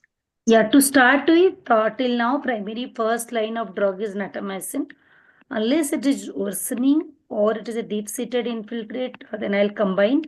But till now, the first line choice is natamycin. And if it is a deep-seated, combining with voriconazole. And systemic antifungal, we prescribe mostly if it is a deep-seated infiltrate or a limbus encroaching. In that case, a systemic antifungal from the first day. But combining with topical voriconazole is mostly if it is not responding to treatment, worsening, or if it is a deep-seated infiltrate. Otherwise, to start with, it is always a primary natamycin. Thank you so much. With that, I request Dr. Rashmi Deshmukh to give her comments and perspectives.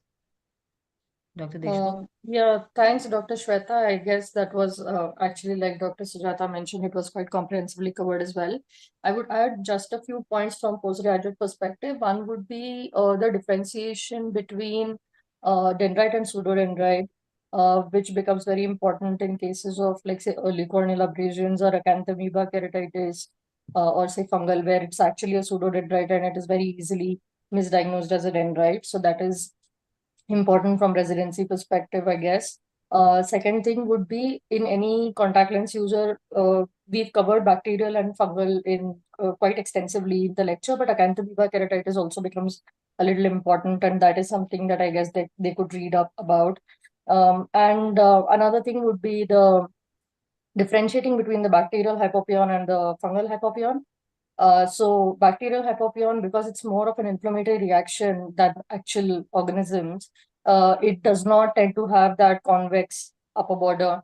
But in fungal keratitis and fungal hypopyons, because it is actually the fungal hyphae which are present in the hypopyon, you have that sort of a convex solidified upper margin, and it's quite a thick hypopyon that you have. And another thing would be, we did cover in history that immunological history is important, whether patients have any systemic disorders and things. And that is where even pseudohypopyon comes into picture. Because pseudohypopyon can also be seen in non-infective cases such as leukemia or even sarcoma and things like that. So those would be the additional points that I would add for residency. Okay, thank you. One question to you is, what are the common mistakes, or what are the things that the PGs should keep in mind when they're doing a corneal scraping? The common mistakes I that would they say make. one of the commonest mistakes that in residency people make during corneal scraping is that they tend to put the inoculation in a cold plate. So they take it out of the fridge and they directly just, put the scraping in that. The organism is not going to grow if it is right out of the fridge. The media does need to be kept at room temperature for some time, and only then you can expect the organism to grow properly.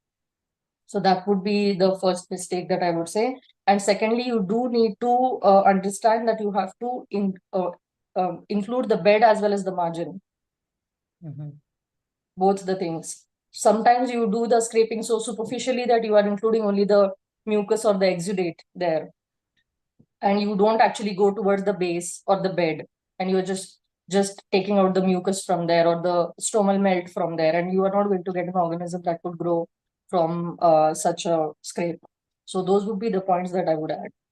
Also, what should be the depth of your, when you plate it on the chocolate agar or the blood agar, what should be the depth? You should be superficial. Not too deep, not too superficial. It should be just enough to just dig into the surface and create, say, a C pattern. That is how we normally inoculate. But it should not be too deep either, is what I would say. And the blade should be changed every time they move from one media to the other, or with the same Yes. blade? Preferably, it should be changed.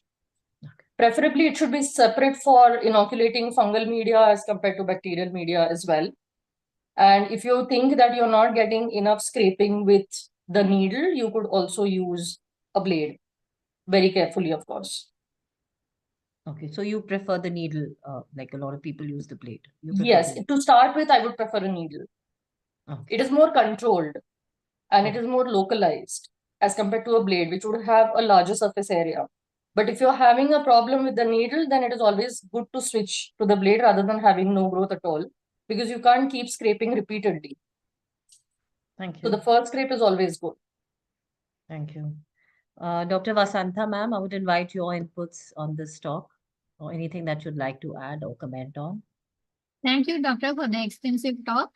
I would like to add just a few more points. Like when we say vegetative foreign body, like if a patient is a farmer, we think it should be only fungal. It is not like that. As a farmer myself, we use pseudomonas also for the plants. So it can be anything. This is just one point. Like we cannot just think it can be only fungal if it is from the soil, like that. Okay, that you should remember. And about this history taking also, once we had a case of corneal ulcer in the lower part of the cornea, and the patient did not give any history about any surgery before. But I saw a small scar just above the eyebrow, and when I asked, he said yes, he was operated for ptosis. So like that, the patient may not come out with all the points. Like that Saudi Arabia person talked about a few days back about how you should approach a patient. You have to approach the patient very nicely, especially during exam, to get the correct history. That is one more thing. And one point I used to add in all conferences where I go, I use povidone iodine in any case of infection like ACCO and corneal ulcer. See, we use povidone iodine to clear the organisms just before surgery, Just like that, it helps in corneal ulcer also. Please use it before saying that it cannot be true and all that. They didn't saying that I'm not correct. Just try using it. It really helps, especially very small ulcer. It heals very fast. And sometimes I even give, if I can rely on the patient that he won't overuse it and all that, I even give a vial and ask them to apply 4 times. That is one thing. And compliance of the patient. They don't apply regularly in our country. It is very, very common. I mean, it must be common in other countries also. So compliance should be asked for. That is one more thing that I wanted to add. And you should not use a cotton swab for taking the material for, I mean, common question asked in exam. So I wanted to add. Thank you so much, ma'am. And yeah, just wind up this discussion on this talk by saying that the PGs should get into the habit of drawing diagrams. So Dr. Das, would you agree with me about the importance of corneal diagrams, which I think I see a lot of residents not making proper diagrams when they're seeing these patients. Yeah, So especially nowadays, people take photograph in the mobile. But you should take a photograph slit and draw the, if you have no access to measure the size, document, measure the size of epithelial defect as well as infiltrate and record the thinning. Because with time, we don't know where is the thinning. So take it, if you have access to slit lamp, please take slit photos along with the diffuse photos. And in case of it is not available, please take photo and draw diagram. Please take photo in your mobile. because from the exam, they'll have to draw photo with the diagrams. So I think from the beginning, they should get used to drawing those diagrams when they see the cases. Thank you so much. With that, we move on to our next and final talk of this session.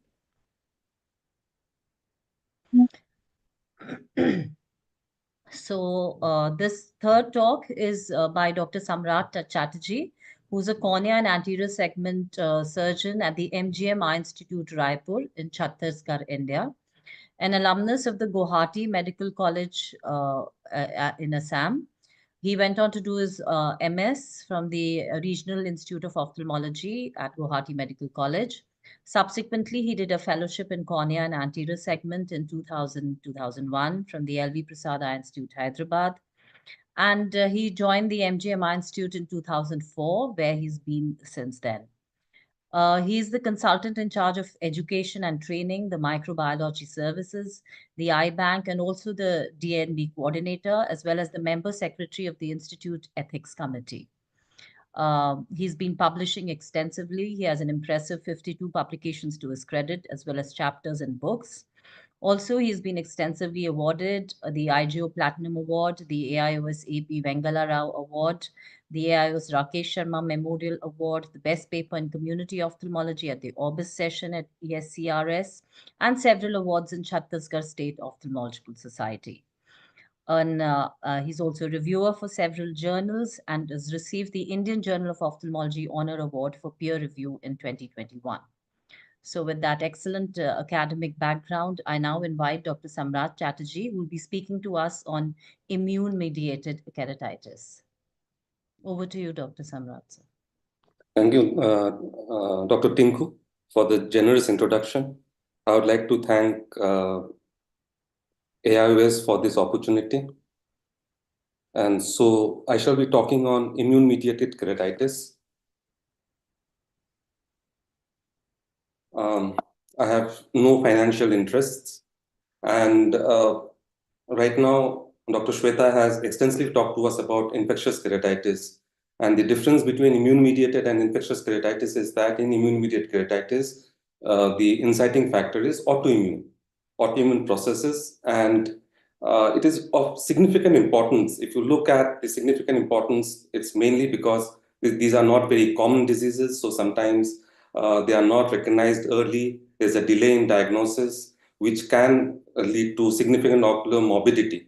And because often they are associated with systemic vasculitis, they're associated with mortality. Sometimes they will present first to the ophthalmologist. And if there is a delay in diagnosis or there's a misdiagnosis, it can lead to fatality. So that is why, though they constitute a small percentage of cases that we see in cornea clinic, they are very, very important. So I'll be talking about the basic concepts of immune-related keratitis, how you differentiate it from non-immune, and then take you on a stepwise approach and management. So this would be mainly based on cases. So the first case is a 15-year-old female student who had come to us with 5 days symptom onset, which were acute in onset, of sudden onset of pain, redness, watering, photophobia, and blurring of distribution. And it was also associated with pain and swelling of the knees. And she had difficulty walking because of her lower limb signs. If we look at the clinical picture, so there were some ragged epithelial defects, and there were some anterior stromal grayish infiltrates in the anterior part of the stroma, and there were also multiple small round anterior stromal infiltrates. When we took a history, the past history was positive for dysentery that was accompanied with fever, with chill and rigor that had occurred a month prior to her presentation. She also gave a history of conjunctivitis and migratory polyarthralgia in the intervening period. So the questions that come to our mind is that, is this a bilateral infectious keratitis, or is it an immune-mediated sterile keratitis? What is the significance of joint pain in this history? And what is the importance of the past history of dysentery? So the first is whether it's a bilateral keratitis or whether it's a sterile non-infectious keratitis. So we have already talked extensively in the past half hour on infectious keratitis. Infectious keratitis often has a very typical feature of an epithelial defect with a preceding history of pain or some systemic or ocular risk factors like a history of trauma. Then there would be thick yellowish infiltrate with hypopyon or endothelial exudates. In comparison, non-infectious keratitis the symptoms may be mild or they can also be severe. The congestion or the ocular surface inflammation may be mild to severe. There may or may not be an epithelial defect, and the infiltrate is usually whitish gray. Sometimes they are mild or sometimes they can be moderate to severe. The AC reaction is often not present in immune-mediated, but they may also be there. But there is always an overlap, and when there is an overlap, and when we suspect or if we are in a dilemma, we should always do a corneal scrape to rule out infectious keratitis. So what is the significance of joint pain in this patient? And what is the importance of the history of dysentery? So if we look at the differential diagnosis for this particular patient, it can either be infectious causes. In infectious causes, I would probably keep HSV stromal necrotizing keratitis because of bilateral involvement, young age, or it can also be a microbial keratitis. And of non-infectious causes, because of a history of joint pain, lower lid pain, I would rather think about Reiter's disease rather than vitamin A deficiency, because there were no other signs or symptoms suggestive of that, or JRA, which also affects children, but you don't often get to see a keratitis in JRA.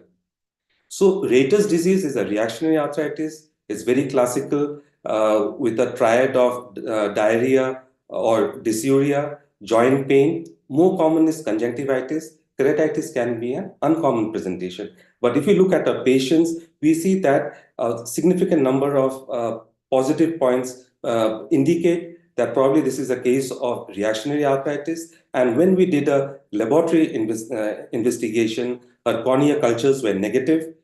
There was elevated ESR and CRP, and she was HLA-B27 positive. So this was a case of Reiter's disease, immune-mediated disease with the uncommon presentation. So because we had done a corneal scrape, we used ciprofloxacin. We also started the patient on topical steroids and oral methylprednisolone, and we took a consultation with a rheumatologist, and in 3 weeks' time, the lesions had completely healed. So this is a typical case of immune-mediated keratitis where immune processes play a very important role in inciting and driving the disease process. So why should cornea become a tissue become a target for immune-mediated processes? We have traditionally been told that cornea has special status, that of immune privilege, to maintain its clarity and maintain its transparency because it doesn't have lymphatics or blood vessels, and there is a downregulation of cell-mediated immunity. So this is to preserve the corneal clarity, and this helps us in cases of corneal transplantation. But this immune privilege also places the cornea at high risk for infections. And that is why infections in cornea can take a long time to heal because of a lack of immunity. But this does not mean that the cornea is completely lack of immune-mediated mechanisms. There are multiple number of cell types that are present, some that are already there in the center, like the MHC2 dendritic cells, which are much more in the periphery, and during an immune process, other inflammatory cells like neutrophils and all these things are recruited for continuing the inflammation process. It is also, there is a very active immune response. We have most of the immune responses out there, Th1, Th2, and this can cause significant inflammation within the cornea. So despite the cornea having lacking a very robust immune system, it is still a target for immune-mediated processes. And if you look at immune-mediated keratitis, this is a conglomeration of different types. So I've tried to classify as secondary to systemic autoimmune diseases like Sjogren's, secondary Sjogren's in rheumatoid arthritis, Wegener's, SLE. These are very, very common diseases that are present. And some which are not associated with systemic autoimmune diseases like Murren's ulcer. And in often times, sometimes we are not able to identify a systemic disease because sometimes these ocular lesions, they can precede a systemic onset in which even the blood markers are probably not positive. So again, let us go back to a few other cases.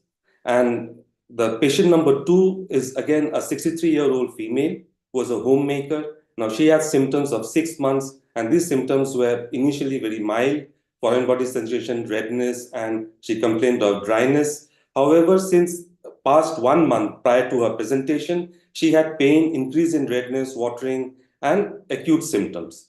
And she was a known patient of rheumatoid arthritis of 10 years duration, but she was not on any immunosuppressant drugs.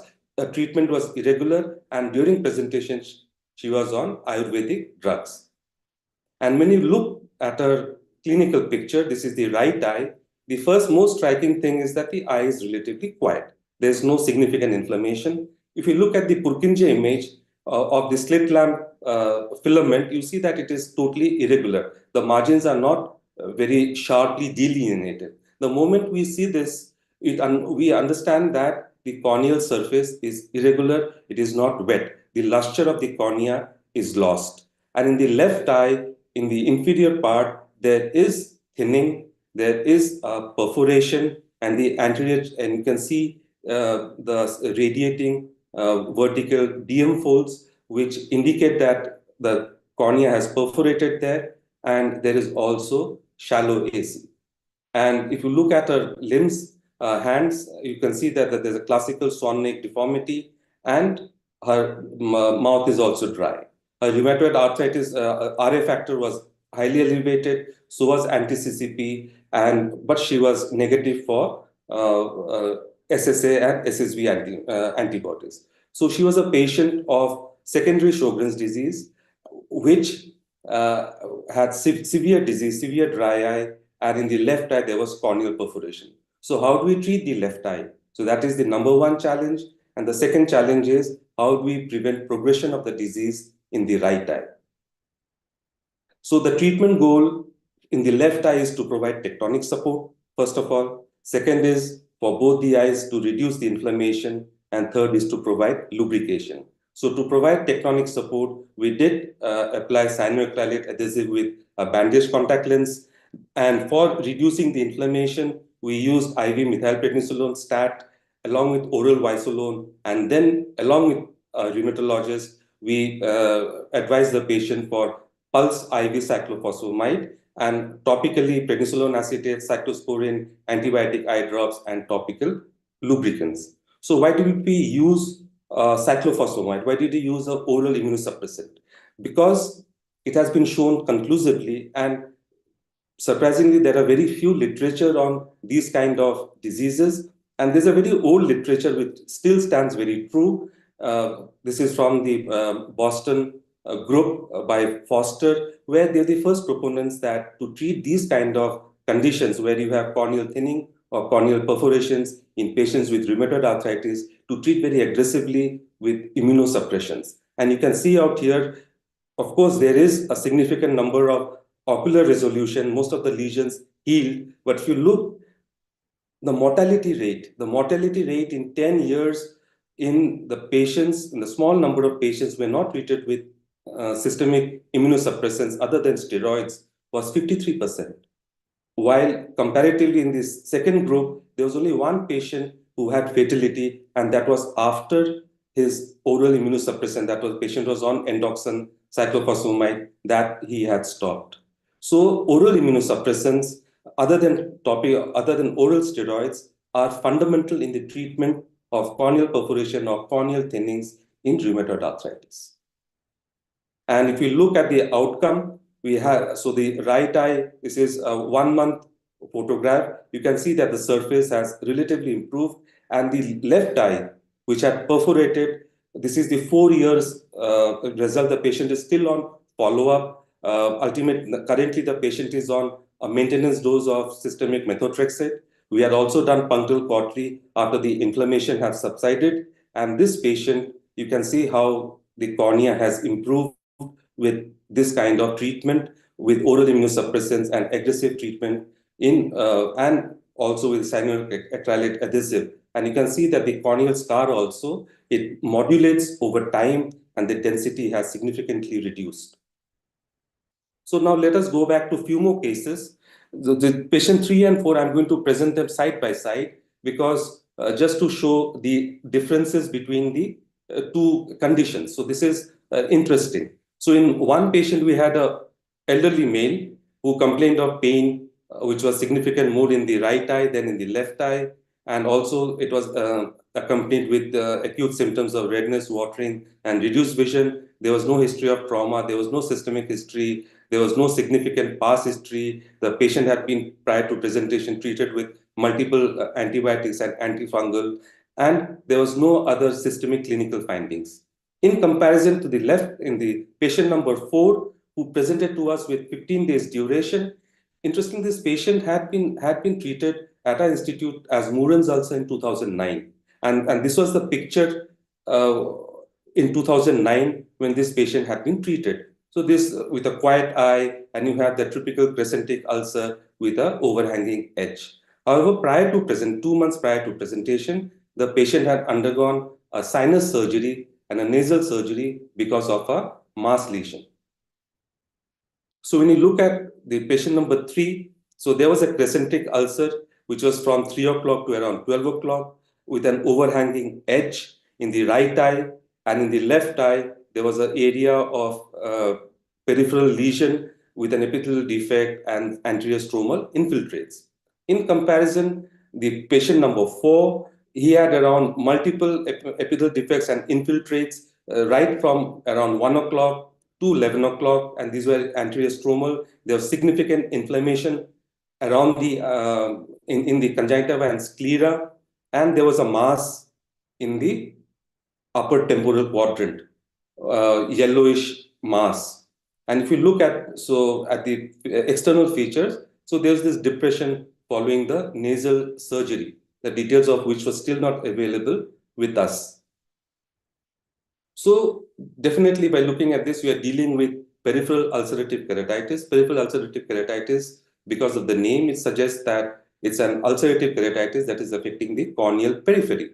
And the causes of PUK can be because of ocular diseases or systemic diseases, and it can be both infectious or non-infectious causes. So here is an extensive list of diseases that can present or be a part of differential diagnosis for peripheral ulcerative keratitis. Some of these are actually degenerations like Terrien's marginal or pellucid, and some you can see can be because of the bacterial, viral, acanthamoeba, and fungal. At that time, pythium was not known. So in this ocular infections, we can also add pythium as a cause of PUK.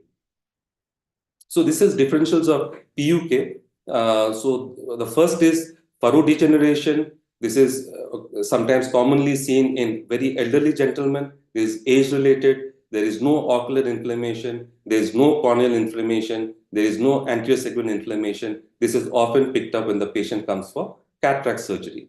For pellucid and terians, these are not inflammatory conditions. Of course, with terians, there is a plus minus whether inflammation is part of the process. But mainly out here in pellucid, you won't get any signs of inflammation. You'll get peripheral thinning. And the characteristic sign is against the rule astigmatism. In topography, you can either get a butterfly kind of a picture or a crab claw kind of a picture of in the topography. Terians, you can again get, you also get an against the rule astigmatism. And if you do topography, again, you'll get crab claw kind of an appearance. You can get inflammation, surface inflammation. The most characteristic is that here you can get some kind of lipid whitish deposits, which are lipid depositions, and you get blood vessels that cross across the furrow or the depression that is there in this thing. Microbial keratitis and PUK, you can see that sometimes they can be very confusing. So oftentimes in microbial keratitis, you can get a hypopion or you can get, hyphae edges. The infiltrate is usually much more than in PUK. It can be yellowish or it may not be. The infection can actually be, wider than the epithelial defect. And there are times when you may have doubt about it in the clinical examination. And in these kind of examinations, all you need to do is you need to do a corneal scrape to rule out if there is any secondary infection. So how do we diagnose Murren's ulcer? Unlike other diseases, there is no lab investigation that will tell you that this is Murren's. So it's basically a clinical diagnosis. And the important clinical signs are, number one, is a crescent-shaped peripheral corneal ulcer. It has this thing, extensive undermining edge. Let me get a pointer. So you can get a undermining edge out here.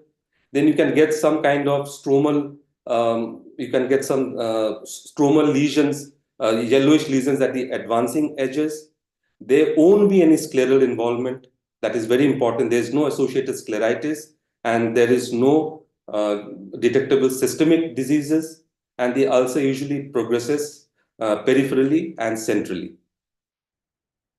And if you look at the natural history of Murren's, so this is a collage of multiple patients just to show how a Murren's can progress. So initial, if they come very, very early, all you may get is an epithelial defect and some anterior stromal infiltrates. And then there is an epithelial breakdown. There is stromal lysis, which will give you the groove. And this can then, extend on either side. And it can, unless treated, go both peripherally and centrally, eating up most of the cornea, and can again just leave a small island. Sometimes in very late stages, you may not even get this island, but you'll get a very thin vascularized cornea. So that is how a Murren's progress. Traditional teaching says that Murren's do not perforate, but in my clinical practice, and I'm sure even Dr. Sujata and others would have also seen that Murren's can also perforate, even if sometimes when they get secondarily infected or even if they do not get infected. So a patient number 3 fulfilled all the criteria of a crescentic ulcer, undermining edge. There was no scleritis. There was no associated diseases that we could see. So this was the patient of Murren's ulcer, patient number 3. While patient number 4, because of the associated scleritis, the orbital granuloma, we did a ANA, ANCA, and CANCAs. All were positive. So in the second case, remember, in 2009, we had diagnosed this patient as Murren's ulcer. Now this patient was actually a patient of PUK, which was secondary to vaginous granulomatosis, which is otherwise known as, nowadays termed as granulomatosis polyangiitis. So sometimes you can get a systemic vasculitis, initially may appear like an idiopathic sterile keratitis or something like Murren's, but in follow-up, sometimes they have these kind of secondary diagnosis, and the systemic diseases can manifest later. So how do we treat Murren's? Murren's ulcer treatment is against stepladder based. It is more or less now established. All patients would require a course of topical steroid and oral steroid, oral prednisolone. And if you have a crescentic ulcer that is more than 2 clock hours, you combine that with conjunctival resection and cyanoacrylate adhesive and bandage contact lenses. And if despite all this treatment, it continues to progress, or there is a recurrence, or it is refractory, then you need to give oral immunosuppressants. So in this patient, we treated the patient first with topical steroids and with this thing called oral prednisolone. This was to reduce the inflammation, and these are very quick acting agents. We did a conjunctival resection because it is believed that the inflammatory, the neutrophils and the inflammatory mediators, they come from the limbal vasculature. So we excise the 1 to 2 millimeter strip of the conjunctiva to prevent this access. Applying cyanoacrylate adhesive is like a physical barrier from the tear film mediators, inflammatory mediators that in the tear film to come into contact with the exposed corneal stroma. And we also sometimes excise overhanging necrotic central edge to reduce the necrotic tissue there and reduce the inflammation. And this is the outcome. After 3 months, the inflammation had subsided, and we did not need to give this patient any other oral immunosuppressant except for oral prednisolone, and we had a very satisfying response. In patient number 4, now this is it is totally different from Murren's. Wegener's granulomatosis or GPA is a potentially fatal systemic disease. Why? Because it can affect the liver, kidney, and the upper and lower respiratory tract. In our patient, it had affected the upper respiratory tract and sinuses. 60% of Wegener's, they have ocular involvement. And in those that have ocular involvement, 50% of them, eye may be the first organ to be involved. Sometimes they may be ANCA negative, where the disease becomes more difficult to becomes more challenging to diagnose. 50% may have limited GPA. That is, only the disease is limited to only the eye, or only, it may not be the eye, it can be any other organ like the liver or the sinuses. And cyclophosphamide and oral steroid is the standard of care.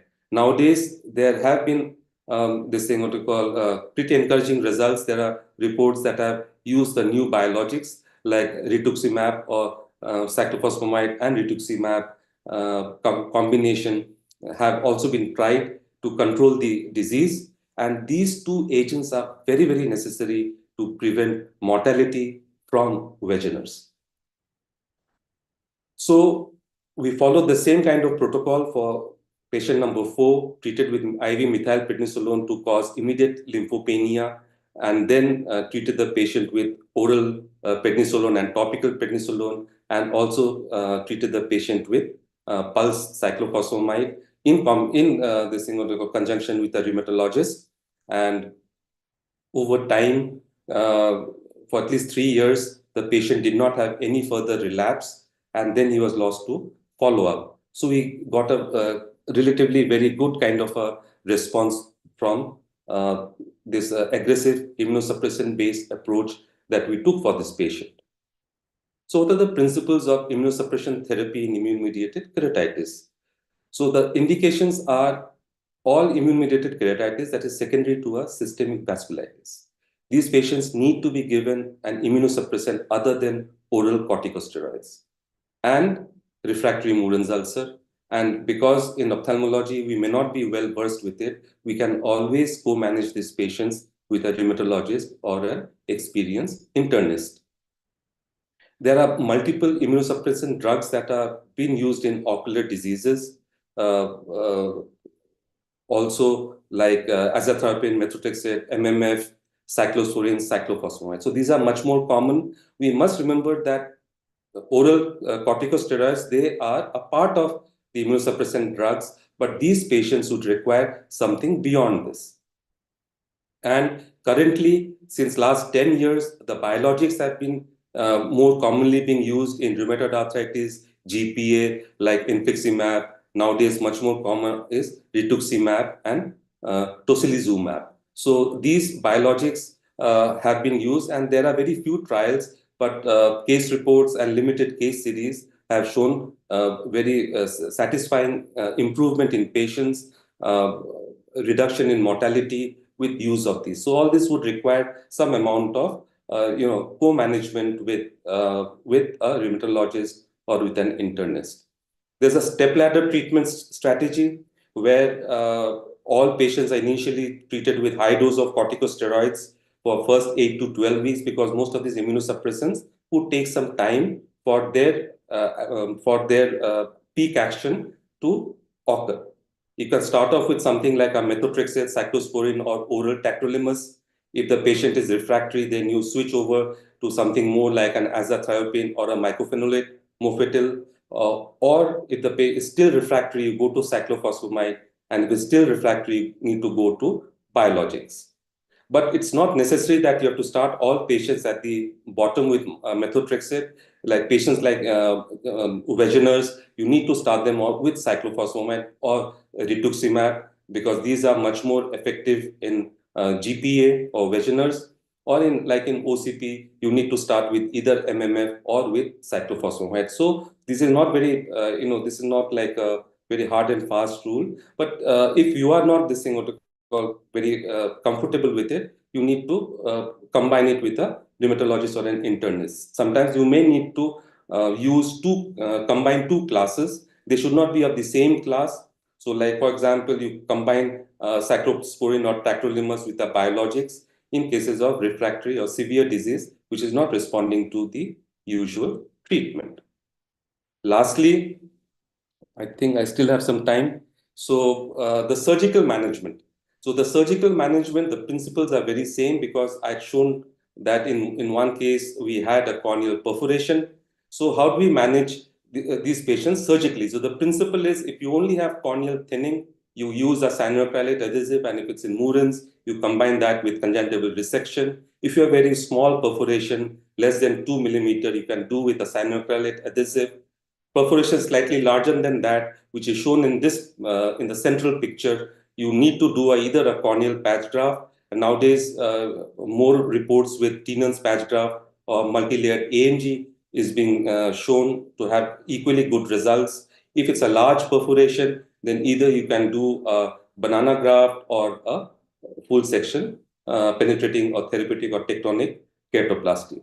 So using these kind of principles, you can see in this Murins, I've already shown in patient 1 and 2. So this was a patient with a localized large perforation, and we did a patch graft. And in this case, we did a kind of a banana graft or a peripheral ulcer, and which also resolved. And in this case, an initially failed banana graft had to be supplanted with a large therapeutic graft, but it could help us in salvaging the eye. Lastly, I think all residents should be practiced in applying cyanoacrylate adhesive. This is not very high tech, and we generally encourage all our residents to know this technique. It is simple, and so there's a short video. I think we should show this. That is quite a beneficial thing. So in this case, the epileptic defect was already there, so we didn't make one, but you need to have debride the epithelium, dry the surface with a sponge, and then you can. This is done under the microscope. So we used a hypodermic needle to form a drop, but you can also use a plastic end of a surgical sponge or an iris spatula, and this is how you apply a thin layer, allow it to polymerize, and then once it polymerizes, and you know this, it has polymerized because it is the color changes, and then you form the anterior chamber with air. You should be careful that you don't make it. You can use a 29 gauge needle And you can see that there's some resistance out here. This brown indicates that the iris had been adhered in there, but finally you could get a bubble. And then you finish it off by applying a bandage contact lens so that the glue doesn't get. So glue is not dislodged by the movement of the upper eyelids. So take-home messages when you're dealing with immune-mediated keratitis is early recognition. Whenever you need to differentiate from microbial keratitis, you need to do a corneal spray, and you need to treat this patient with immunosuppressants other than oral corticosteroids, and wherever necessary, provide tectonic support, either with cyanoacrylate adhesive or patch grafts. Thank you. Thank you, Dr. Samrat Chatterjee. That was an excellent talk and so well illustrated with clinical examples. The cases you presented, we really highlighted the points that you wanted to convey. So thank you so much. And yes, you've very well driven home the points that immunosuppressive therapy is of utmost importance, and also that it's important to recognize these immune-mediated keratitis and investigate them to actually prevent mortality in the patient. Like in vaginas, you mentioned that the eye may be the first organ to be involved, and you could actually save the patient's life if you investigate and diagnose it in time. So thank you so much. There were some excellent pointers and great learning from your talk. With that, I open this talk for discussion, and I invite Dr. Vasantha ma'am for your comments, please. I actually wanted to add the amniotic membrane and banana graft. Finally, you have mentioned that also in my slide share presentation, that there's one slide with which has healed very well with amniotic membrane graft. You have covered all the points. And that in that patient number 4, that mass in the nose was due to the polyangiitis, is it? Yeah. So he had he had a sinus involvement. So there was a granuloma. We could ultimately trace what you call the tissue from the surgeon, and then we sent it, and they got granulomas in the tissue. But so this was actually the case that was a learning for me. So initially, as I told you, we diagnosed the patient as Murren's. Young patient, there was no scleritis, there was nothing else. And at that time, with Murren's, we don't investigate much. But later on, this patient presented to us with this kind of features that I showed you in the second presentation. And that's when we clinched the diagnosis and probably saved his life, because now the disease was affecting other systems than the eye. I've never seen such a serious. These are not very common, and I think probably, Sujata would be able to highlight us, because they are in a larger center in LVPI. Now, they are not very common diseases, and sometimes they don't come to us in standalone eye institutes, because we are a standalone eye institute. So unless they are referred or they come on their own, we do not get it. But I'm sure, because there is a lot of Western literature, I'm sure these patients are there. They are not getting recognized. This is one patient, but I have around 8 to 10 other patients with GPA who have presented with orbital involvement, and all this diagnosis is after this case. So now even for Murren's also, I am investigating with ANCA and ANA, because sometimes we may not be very sure unless it's very typical bilateral no scleritis elderly patient. What do you say, Sujata? Your experiences? So it is not very common, but we see one eye is completely lost. That's what I wanted to tell PG, that you check for the other eye, like the earlier Dr. Sevta mentioned, check for the other eye. Many times, I don't know, Samrat, we have noticed or not, Murren's ulcer, one eye is completely lost, Yes. but they will give the history that some trauma. They'll just correlate with some trauma, but you see the other eye is Murren's, and this eye is completely lost. So no prior history. They will just say some trauma, I lost the eye, but that must be Murren's. And same thing with rheumatoid arthritis. Many of them have like completely burnt out disease. They don't use the treatment because they're fed up of the treatment. They just use some homeopathic or Ayurvedic treatment. And again, one eye is lost, other eye is met. So we look for the other eye, like microbial keratitis. We discuss the dry eye. Yeah, we see Wisner, but it's not very common. But same thing, we have seen patient who has completely the And his fingers have completely melted, like ischemic necrosis, and both the heads also I've seen like that, GPA patient. So after my fellowship, when I had gone back in my solo practice, so this patient had come, and one eye had a thin vascularized cornea. The patient had come with the other eye, marginal keratitis. So I treated the marginal keratitis. Patient comes back after 6-7 months with a crescentic ulcer, and then I realized that the other eye also had a murens, which was now burnt out, and this eye is also now getting affected. So that's why I made that, kind of a montage from different patients, where you can see that, depending on the level of presentation, how the Murren's process, it just swipes across the cornea, both circumferentially and centrally. So other eye, we always need to stress on the other eye thing. Sometimes they can give a clue as to what, like in a perforated, in the patient number 3, where you had that perforation. If we just concentrate on the perforation and we don't look at the other eye, where there's, you can see that the slit lamp, the Purkinje 1 image from the slit lamp filament is very irregular. We may miss dry eye, right? In this case, the patient, of course, had a history of joint pain or something like that, but oftentimes, subtle dryness in the surface can be given by the Purkinje image. So I wanted to emphasize on that, the sharpness of that image. And Samrat, regarding the infection secondary in Murren's ulcer, I have seen 2 patients. One is Pseudomonas. We just lost the eye within 3 days. I don't know, but we did TABCL, and after 3 days, he comes with complete infiltrate and collagenolisis. And I've seen few fungal infection also. In that, it is a challenge because how to give steroid, topical steroid, and antifungal. Yeah.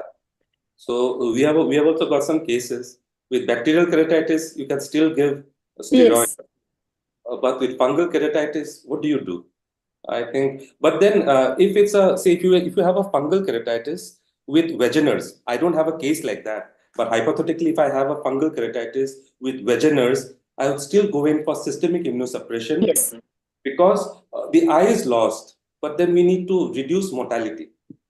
So, and Yes. most of us as ophthalmologists, the moment we think about drugs like cyclophosphamide and biologics, we tend to think, okay, this is probably, something very, very esoteric, not for us. We don't want to go there. My lecture is to stress that for these things, we have to be very aggressive and we need to treat with the right immunosuppressants. I have seen 2 cases of Murren's ulcer progressing even with cyclophosphamide those days in my long back. So Yes. the whole cornea was lost. Whole cornea became vascularized and thinned out in both eyes. Currently, also, I have a patient who's very refractory to treatment. Now we have combined cyclophosphamide with cyclophosphamide with a biologic. I've asked the rheumatologist to start a biologic, and the problem with biologic is that they're expensive, Yes. and sometimes patients cannot afford it. So these are practical challenges, which makes it very difficult to treat these cases. True. Before I forget, Yeah. Dr. Chatterjee, I have taken a photograph of that natural history of Murren's ulcer. I hope you don't mind. Oh, sure, please do. Any other comments, Dr. Rashmi? Would you like to add something to that or before we wind up? No, I think everything has been discussed, and this quite extensive discussion just points out that for the residents, it's important from clinical perspective to differentiate PUK and Murits. Even in exams, it's a very commonly asked question in the Viva because it's practically very important to differentiate between whether it's a peripheral ulcerative keratitis or Murins. And apart from PUK and Murins also, whenever there is a peripheral ulceration, there is a myriad of diseases which should come as differential diagnosis, and Sir has covered it very well. So I think that would be it. So thank you. So with that, we come to the conclusion of this episode of Guru Sangam.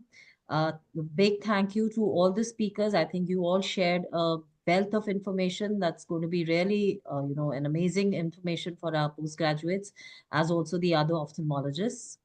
And I'm very grateful to our expert panel who gave some very, very astute inputs and perspectives and kept the discussion going. So thank you all, Dr. Sujata, Dr. Vasantha ma'am, and Dr. Rashmi Deshmukh for all your great inputs. So with that, we come to the end of Thank this you. episode. As I mentioned, this is a series of ongoing lectures, and we have over the next 2.5 months, we'll be having over more than 80 lectures. So next Sunday, again, morning and evening sessions, there'll be a lot more lectures. So I request the audience to log in again next Sunday. So with that, Thank you. I bid you all a very good night. Thank you again Thank for taking out time and being here on a Sunday. I really appreciate all you. of your Good presence. night. Thank you. Thank you. Thank you. Thank you all.